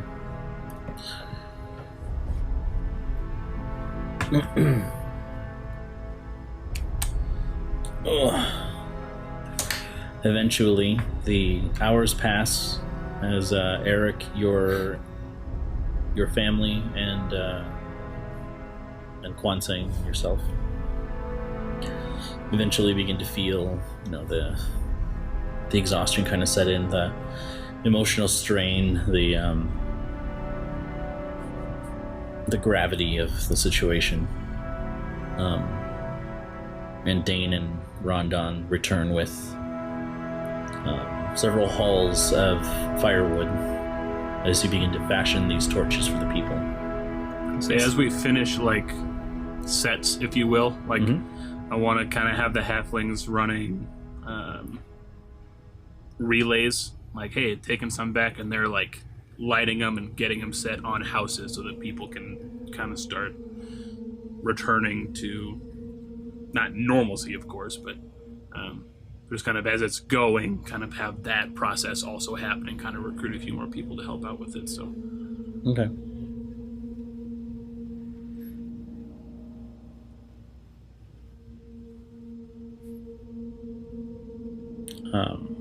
Eventually, there is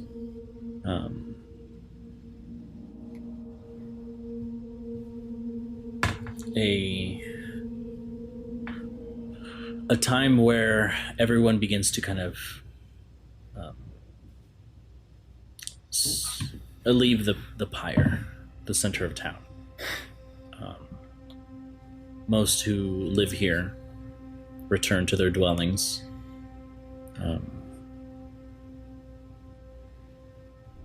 But I don't know what the word is. refugees.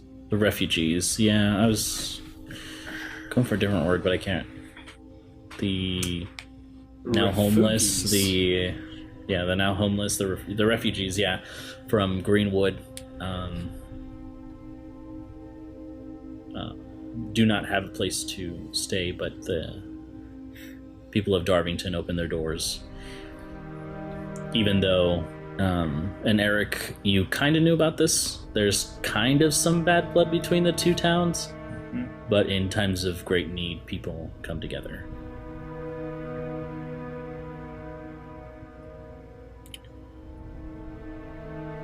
And so your family takes up residence with one of the families, and eventually everyone finds a place inside where the torches that you had constructed are posted in front of each door in the village, and that burning pyre in the center of town continues to burn like a beacon in the darkness. So this town is pretty well lit now. Mm-hmm. This town is lit.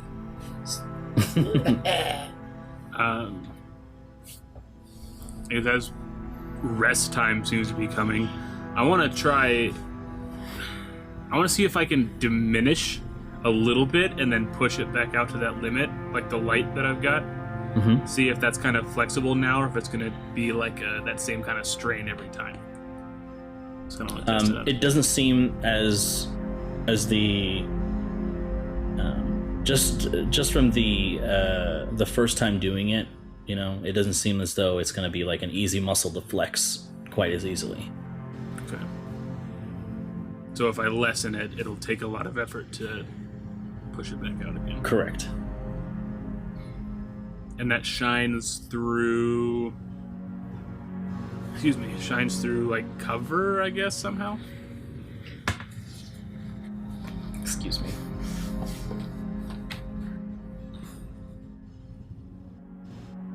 Hold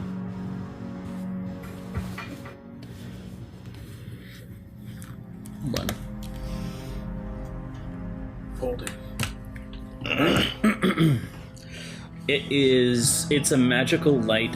I would say it doesn't spread around corners quite like other magical effects, so if you do cover it, it does, you know, cover it. So if I, like, wrap myself in, like, a heavy cloak, would that count as, like, cover? Yeah, depending on how heavy, yeah. Otherwise, you'll be able to see, like, a faint blue. Sure. And that's fine. I want to kind of make a camp at the edge of town, but I don't want to be like, hey, look, here's a thing here that's sleeping, you know? Sure.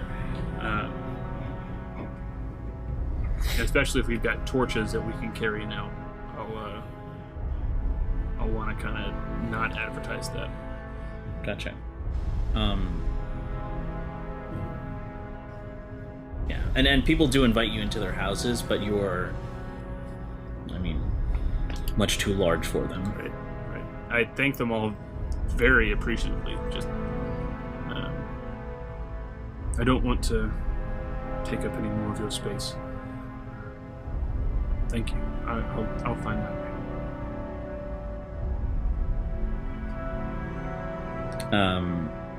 Eric and Rondon, do you all, or do both of you, take dwelling inside or take refuge inside the homes of the halflings? Oh yeah, I basically don't leave Dane's side. Well, I do, Okay. but I don't. It's a mixed thing. I go where my parents go. Okay, gotcha. So it looks like Kwansang, where are you resting? I'm gonna spend some time outside meditating for a while. Are you like by the pyre near Dane? Or... Yeah, I'll be by the pyre for a bit. Okay. So the halfling house that me and Dane are taking refuge in, was it like halflings inviting us into their house, or Dane cannot fit inside a halfling home. Right. not with that attitude? No, he'd have I'm to camping. He'd have to be like, like curled Right. up. Right. Gotcha. I'm just gonna tell the halflings whose house we're right by. I'm gonna be like, hey, you have a nice house. Just want to let you know, you're doing a great job. Keep it up. In these dark times. You got a star, buddy. Let me get out my stickers. You have a lovely home. Sure. You know, I'm gonna put up a sign in front of your house that says "Lovely Home." L-U-V L-E-E What is happening? M-E home. Sign. That's Rondon's spelling. There you go. So I guess while I'm meditating, Brandon, I just want to focus on,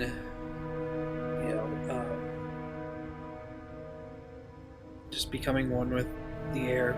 Just kind of all the goal of every air lacer is, to be as light as possible, right? So, and I just want to focus on levitating and just that mindset of it. Let me see here. I sent you a message. Okay, make sure it is the camera one and not the. They're audio both one. named the exact same. Well, shit. One's the host. I just sent it to the host one. There you go. That's the one. Yeah. I wish it carried the name over every time, but it doesn't. Okay, gotcha. Yeah, so you begin to weave this spherical air pocket in space to master a technique. Yeah. I'll say make a wisdom check for me. I'll give you advantage. Okay. Natural 20 for my first one. Didn't And a even need it. 9 on the second. Nice. So 9. Let's stick no, it, I'm just kidding. Tyler, you got so serious. You're like, what the fuck? I thought you told him that you got advantage.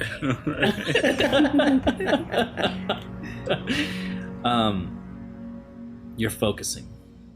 Eyes closed. You can feel the wind whipping around you.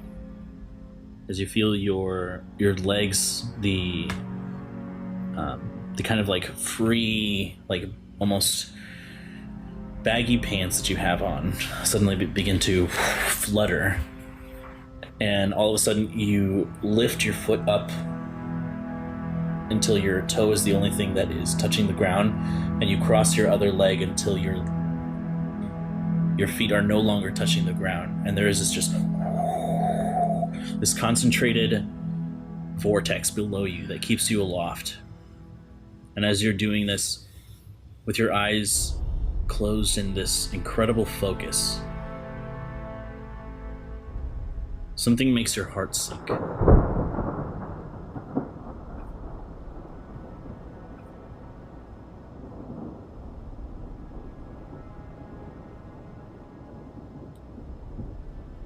A storm? Just a booming thunder off in the distance.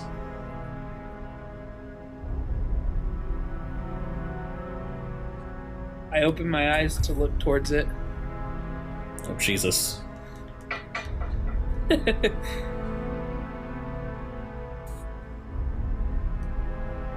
You open your eyes. No, there is just darkness.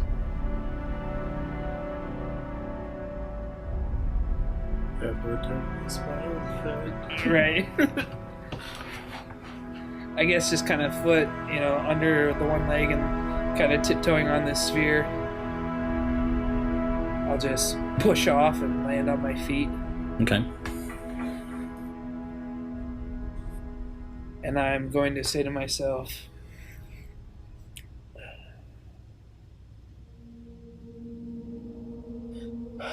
my mind's playing tricks on me again. I need to stay focused.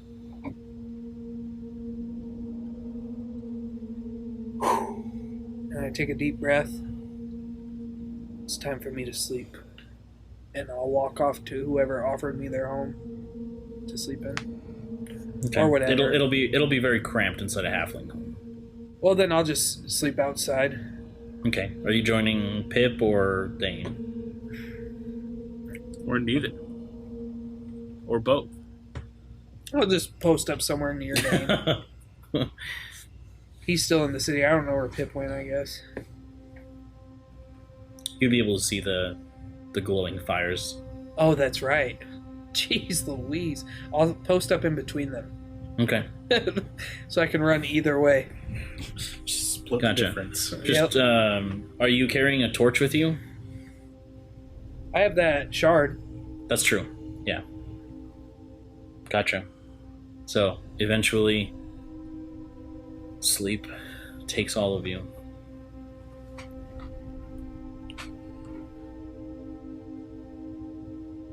And you can mark off a long rest Thank goodness. if you need to. Long rest. Yes, definitely. So, you all wake from your slumber. For It a seems moment, I look that, for the sun. and it is not present. But you do begin to notice that the town is a little more lively, though there is a grim, almost like desperation in the air. We have to figure out.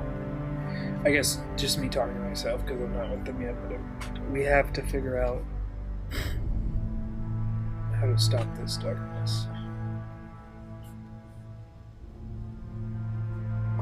So I'm talking to Pickles actually, but Okay.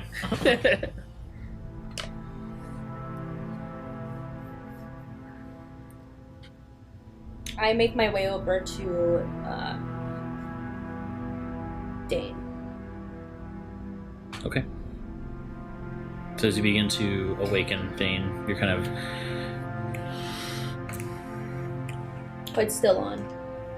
okay. Hey,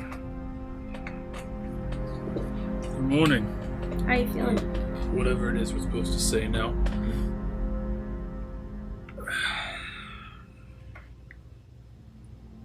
How you Rested. feeling?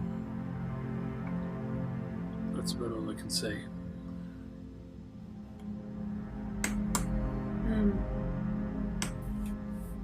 The town looks a little bit more lively.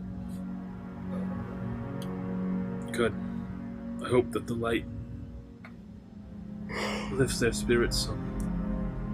There are many other problems to solve, but that'll help. Do you think Berkshire would appreciate some of this fire?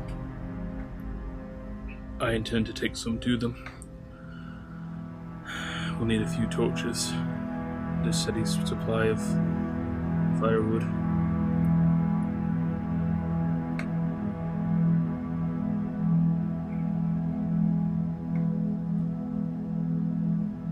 Can you light it? With your little fires? I don't know. And I'll kind of find like one of the split pieces of firewood that we've been lighting, fashioning into torches, and I'll kind of hold it expectantly. Like, I don't. Are they currently summoned? Is it a spell you have to cast? Yeah, it's something I have to cast. Okay. So I light my torches.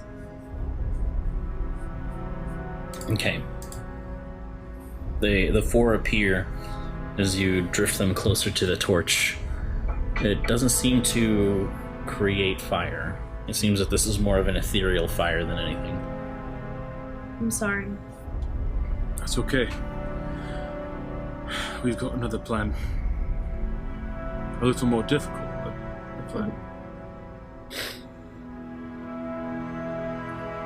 We can take this light many places that might need it. Unless this flame keeper, unless he's beat us to it. I think it'd be really smart of us to go find him.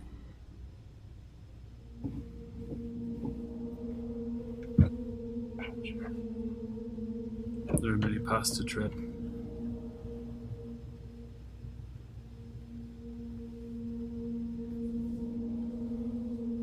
We can make those decisions together. Yeah. How are you feeling? You've been reserved since we met back up. I'm tired of losing people. I'm sorry about it.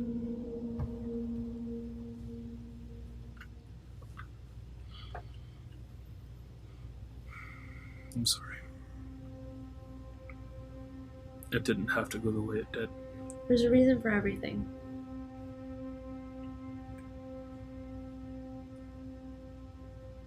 Perhaps.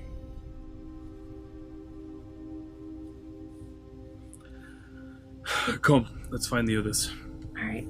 And I'll kind of like stand up and stretch. Okay. You and your parents have been awake for a little bit, Eric, as you have taken to helping around the home that has given you shelter. There has been dinner, breakfast, whatever, food cooked, and everyone is participating as halflings are relatively. I guess there's a halfling hospitality, and they are very friendly. And even though you have no idea who these people are, they understand that these are times of great need, and you find common things to talk about. And it's like coming back to your hometown, and everyone gets the references, everyone gets the jokes, everyone understands. Following breakfast, I'll help clean up, do the dishes, that kind of thing. And as I'm putting something away, I'm going to just put some plates in a cupboard and set a few quill in there with it, so that it's not a presentation to them, they can find it later. Gotcha. How much do you want to give up? Looking to see how much I have. I'm going to put 100 quill in there. Damn. That's a fuck ton of money. I know. They got an entire town that are just going to be freeloading off of them for the foreseeable future. So, Big baller. Eventually, you make your way out of the house, leaving your parents inside as they tend to other things, and you meet up with the rest of your party as you all kind of collectively gather towards the center of the town.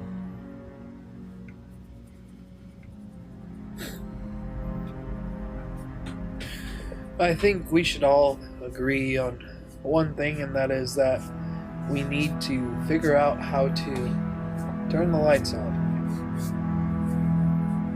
Everywhere. Perhaps in the interim we take this fire with us when we go places. Yeah.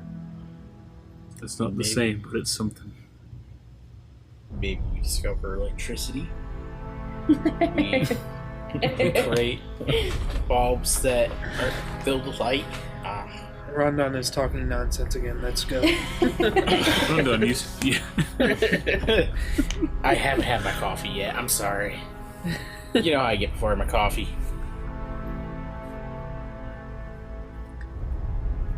When does this guy come up with this stuff?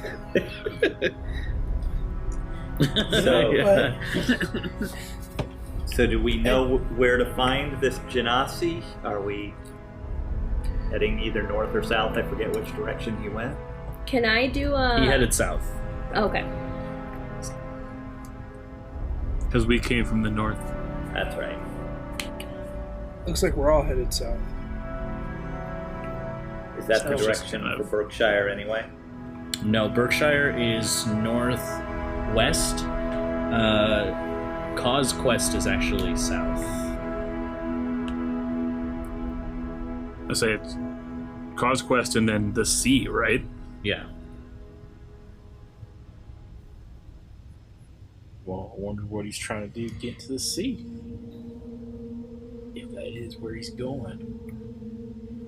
Is he really even a fire genasi? He can't go into the sea. It's not a Charmander. God damn it! I tried as hard as I could to hold that one. But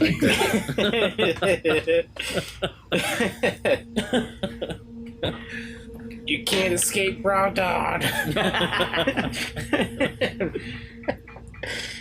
Oh, I need my coffee. Can I see if I can track him? Sure.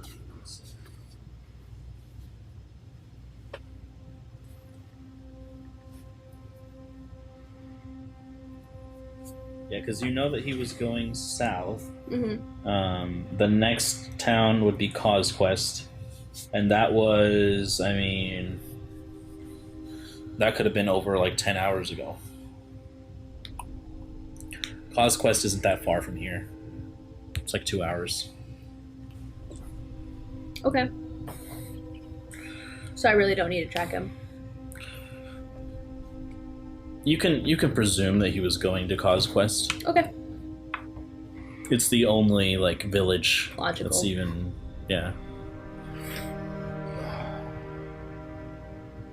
He might not be the only answer. Veritas left something for me with him.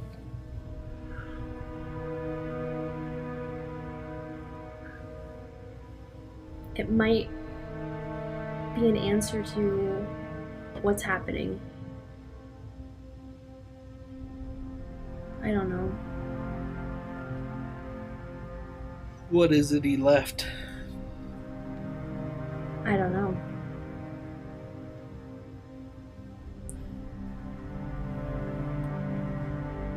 Well, then how do you know he left it? Niffy told me. He left me something. Okay, I trust Niffy. Easy to trust. You're a dirty liar, but Niffy.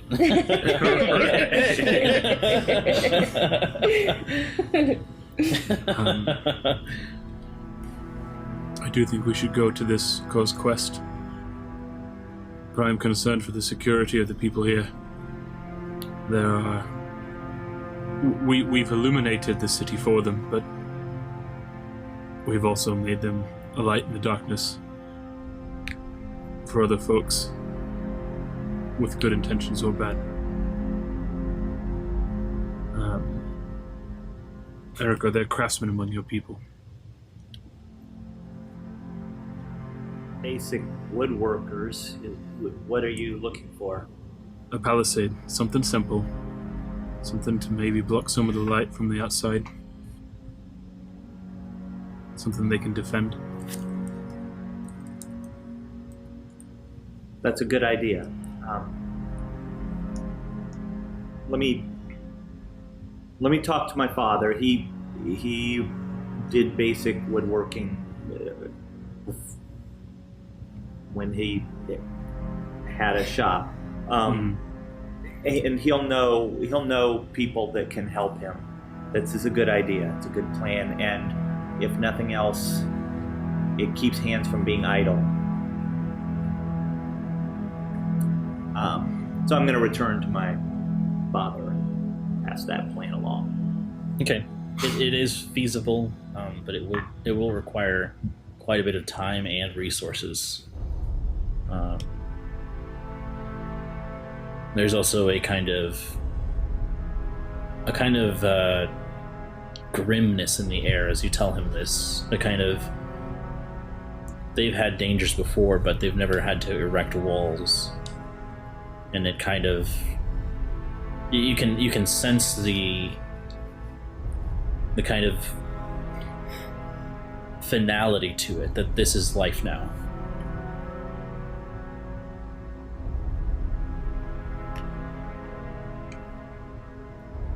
Hopefully it won't be life for long.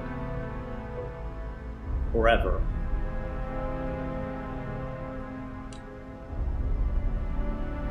And as light returns to other places like we've got here, you'll become less of a target. But in the meantime, Dane's right. Light is a commodity that others are going to want, and they're going to take it, and it may not necessarily be in a nice way. They may not ask.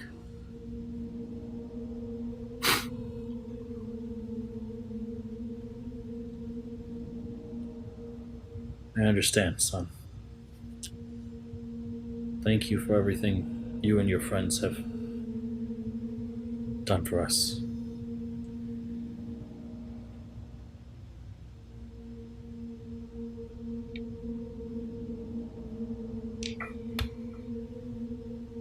Do you need... Is this something you can take on? Do you need us to... No, this is... I can handle this. Put a hand on his shoulder. I'm sorry about everything. We'll return as soon as we can.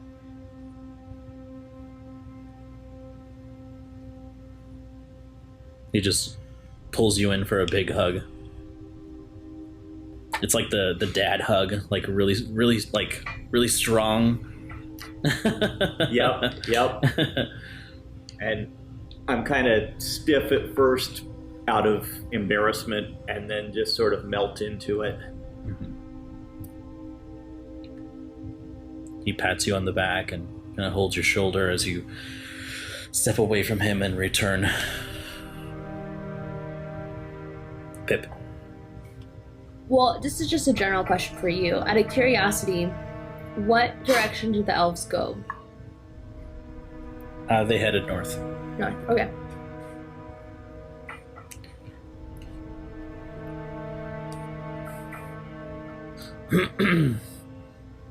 But yes. I guess our plan is then to go south.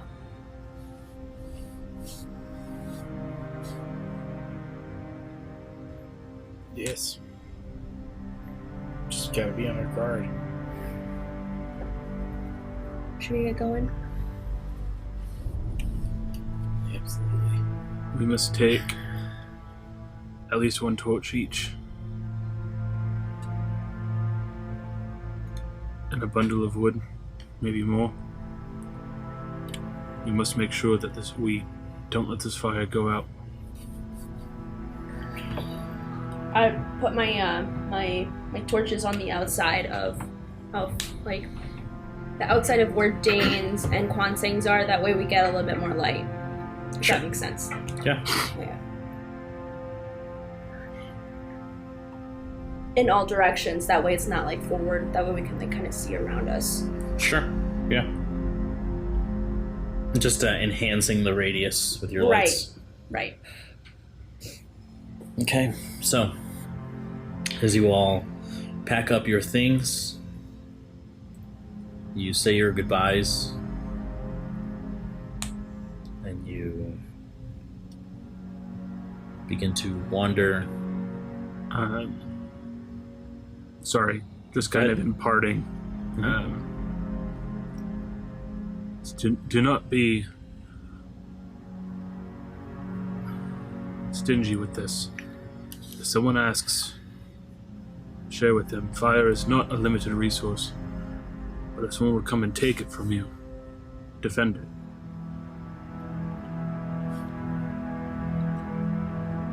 But we must, anywhere we can, we must.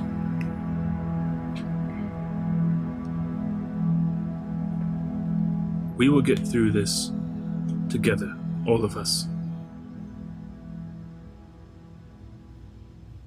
This is not an island. We will see you soon.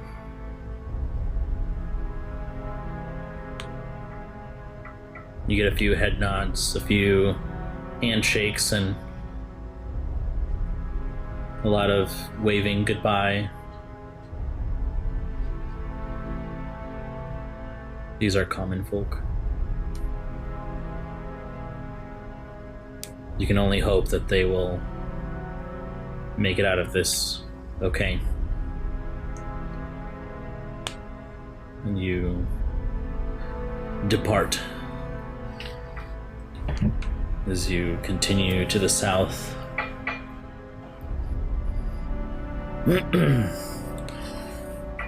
It isn't long while you continue on your journey that you begin to see the familiar shape and form, the dark purple skin, black frizzy hair, hunched form of the Dreamcatcher appear on the radius of your light. This bitch. This witch. Her large, clunky jewelry all over her hands and arms, carrying what look like totems and talismans and fetishes all about. Dreamcatcher.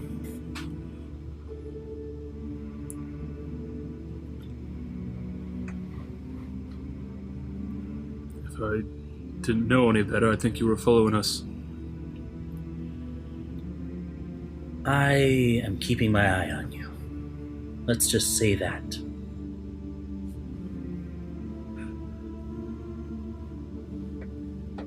What can we do for you now?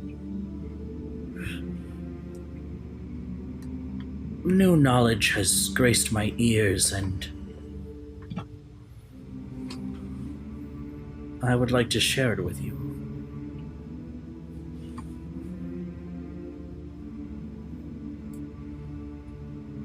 If you were not familiar already,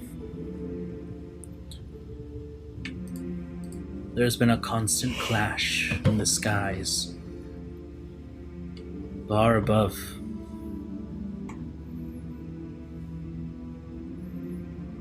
The immortals are attempting to fend off the darkness, as well as preserve the balance of the realms.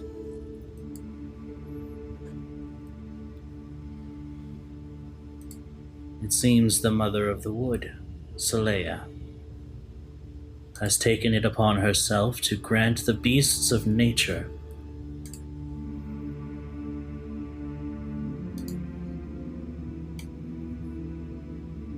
the sight to pierce the veil.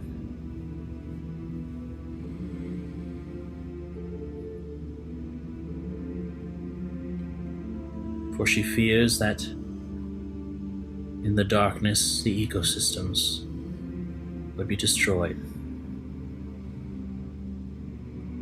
It has, however, been voted that the humanoid races should not receive this gift for their interference with the shards.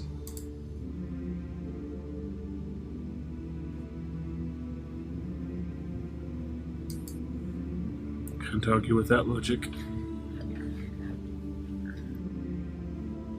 Yeah, Dane. No. I didn't do anything.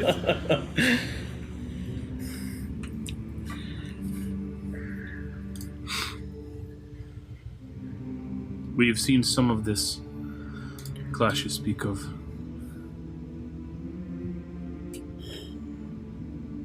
We did not know the extent.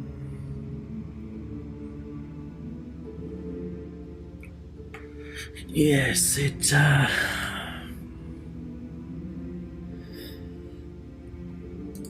seems to be tame for now, but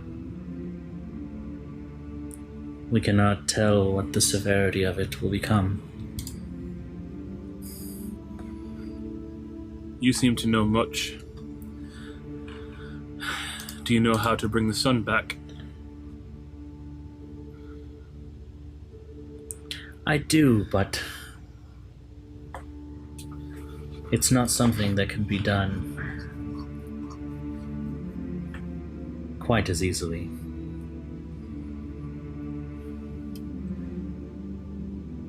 Easy or not, we have to try. I like your spirit, Wildheart. Don't call me that. As you wish. In order to do this, you must return the shards where they came from.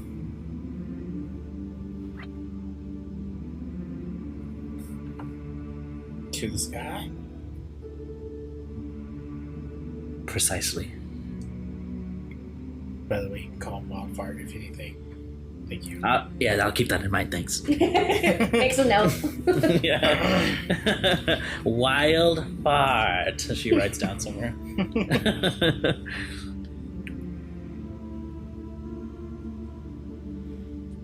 Does this allow us to return the shards? Holding up the eye of Aragoth.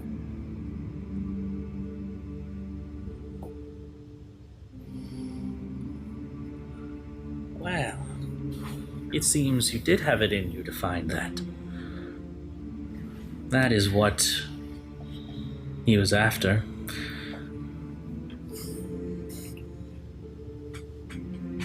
You must weigh within yourselves if it is more prudent for you to keep these shards or to repair the hole in the sky.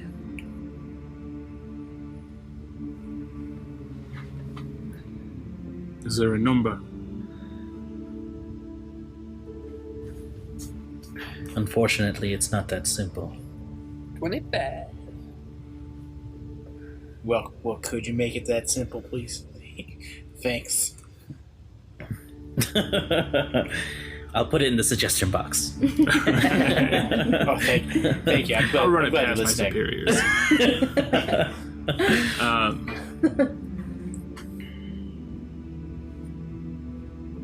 So when the day comes,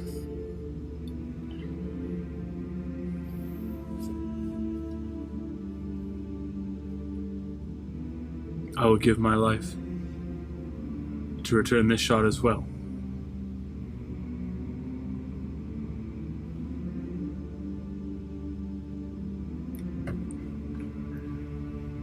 If that is what you wish, as I said before, you must weigh the options. One single shard won't bring the sun back.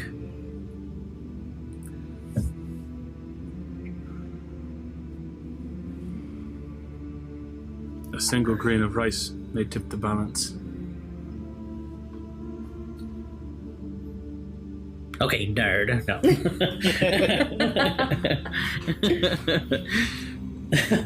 Mulan. What is it? Yeah. The matchmaker. Yeah. What does she say? Poise and dignity. Refinement. Yeah. Anyways.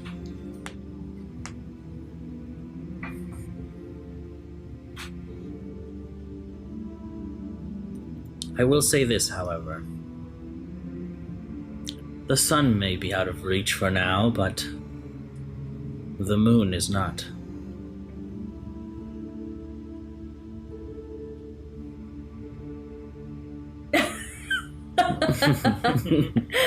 Tyler.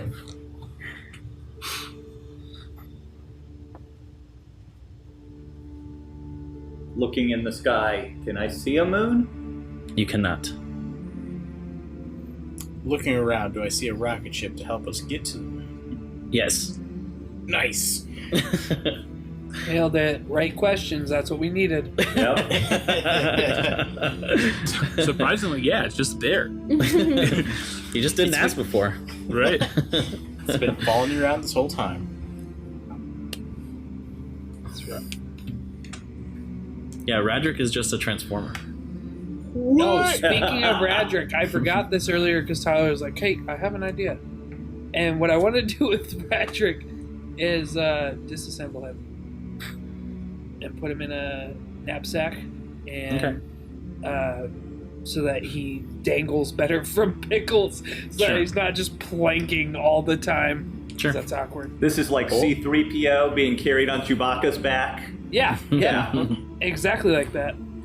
Or someone that fits It just makes Radric's traveling. description could wear him. That's a terrible idea. If he comes back, you know how awkward that would be? Sorry, Is I'm someone inside you. inside me? So she says that the sun might be out of reach, but the moon is not. That is something to ponder. I guess the moon is closer. That's true. But somehow the stars are here and the stars are billions of miles away. Where You they have at? one in your pocket. I pull it out. It's a samurai sword. Yeah. It just kind of...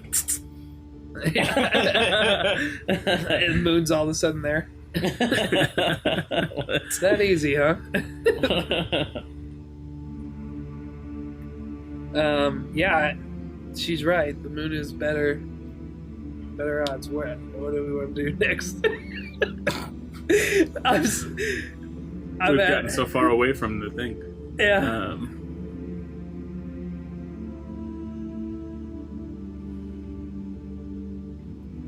Well, Quan's saying it seems his first choice is yours.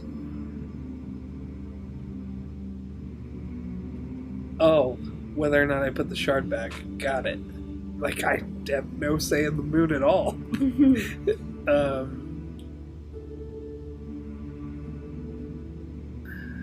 Suppose it doesn't hurt to put it back.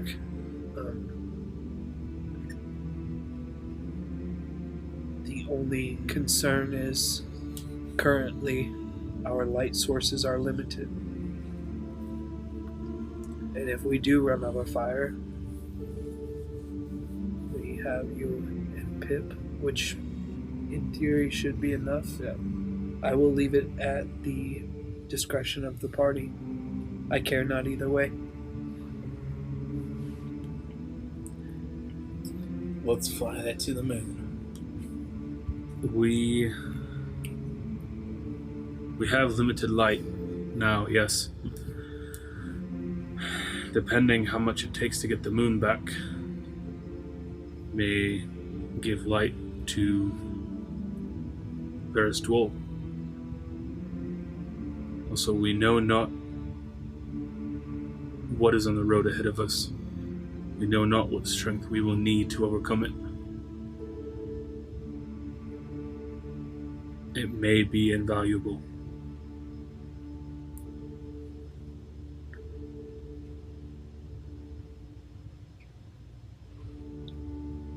And something seems to have decided that we will have something to do with all this. I think his name's Brendan.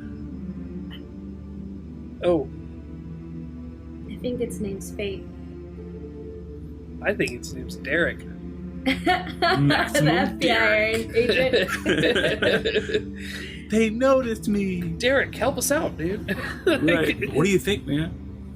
He's our live interaction Yeah. while we're Yeah, recording. he's been hacking Brandon's computer this whole time. Yeah. We got all the info. Brandon, you gotta do this.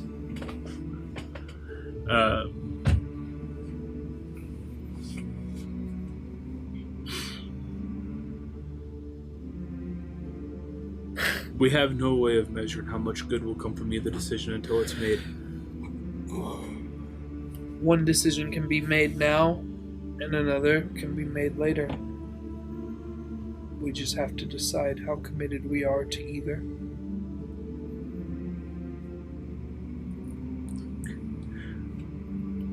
So there's no number for the sun. How many for the moon? 4, 5 max.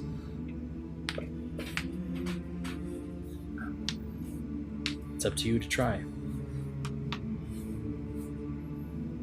Let's send it up.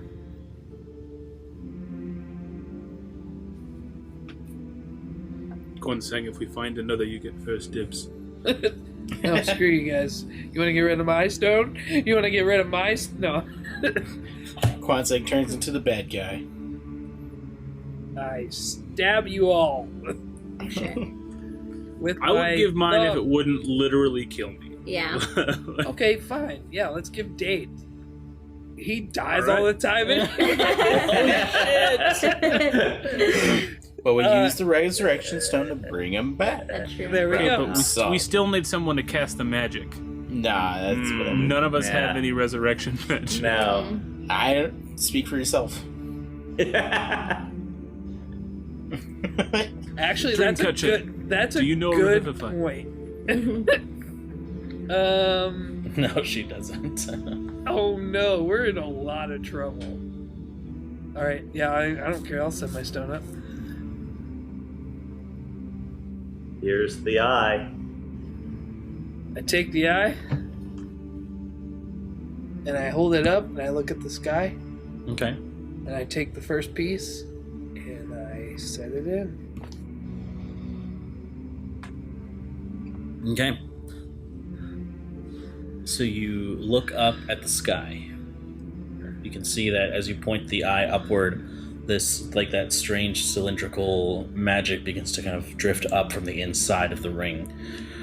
And as you place the shard kind of into it, you can see that it kind of sets in the center of it. And the ring itself begins to kind of float in space. As you're looking up at it, the ring itself, the shard is held in place in the center, and it looks like an eye itself, with the shard being the pupil. Ooh. You can see that the magic pulses, but it seems it's waiting for something. Aim it at the moon. That's what I was gonna say. Try to find the moon. Yeah. Oh, so now it's a turret. Got it. I just start to look around with it. Until, yeah, I mean, I'll get to the moon, but... Is it looking for its spot? Also, is the moon in this reality like a rock that reflects light, or is it its own luminescent being? It's a magical world, Tyler. It's a being. Yes. So there isn't like a dark moon somewhere in the sky right now. So you look up at the sky. So Kwansing, what do you do? I just kind of go across the sky looking for its spot until I find the moon and see if that does anything, or if it shoots before that. I'm assuming it's like a bullet. I don't. So you take a moment to scan the sky, and you do see this perfectly white just circle in the sky. The moon shines brightly through the eye of Aragoth as you see. It seems like it's just waiting on you. It's waiting on me. Tap the shard. Oh yeah. So I take one hand off and I go, and I blow it. Okay. And you see that it is propelled up in the sky. You see this trail of starlight just spiral up, breaking the darkness. You can see this hole being made, this cut through this pitch black. And you see that as it rockets up towards the sky, there is this almost like this detonation as the moon is struck with this shard. And there is just this pale silver and white light that suddenly just streaks across the sky as the moon is suddenly shining through it all. Oh! And it looks like the darkness is broken. Well, Noise. Turns out it was just one. Right, that was the number. as it happens, I guess, I lower the eye and I look at it and I pick it back up. There's no difference. As you all look up at the sky, there is this strange kind of shift from the moon. Almost as if it begins to, from this circular kind of white speck in the sky, it begins to unravel. And you can see that it is the shape of a woman that was curled up, kind of straighten out, and you see this long, flowing silver white hair. Tafiti. I kind of like do the fist to the shoulder, like across the chest salute, deal. I look at Dave like, did you hurt your shoulder?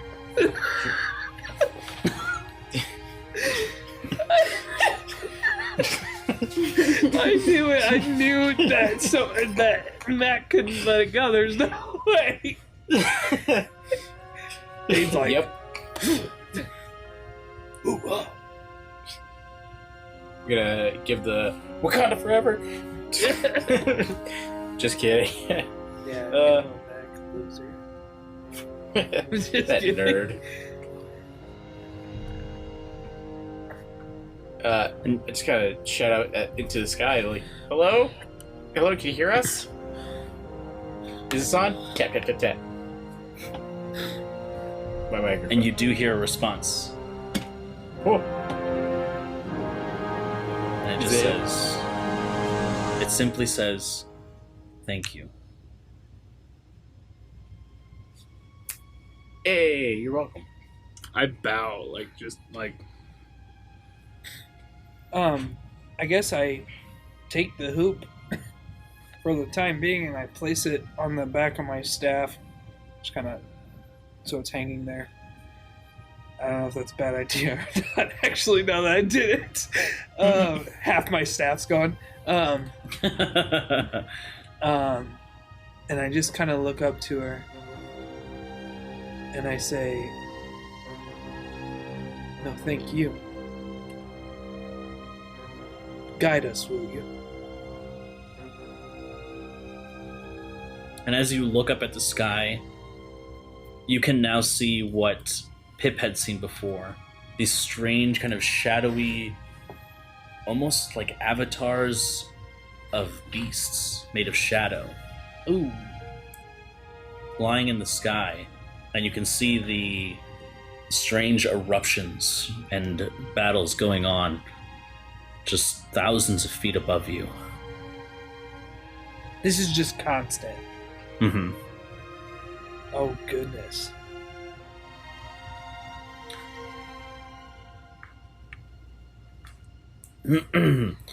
You all feel this strange presence in your mind.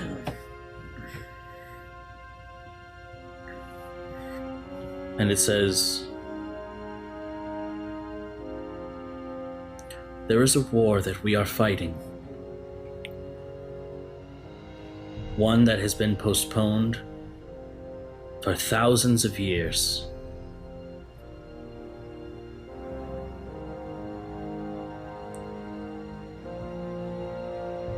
What you hold in your hand is our salvation. I will do my best to light the way.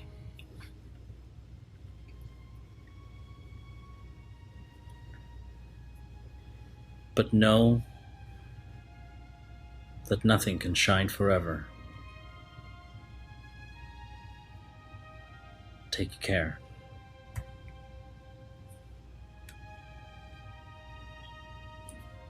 Quickly, what's your name? I'm sorry, I must have missed it. Lunaria, the Mother Moon. Nice. Lunaria. Lunaria. Lunaria, thank you so much. Okay, love you, bye. And for the time being, there is moonlight that graces you.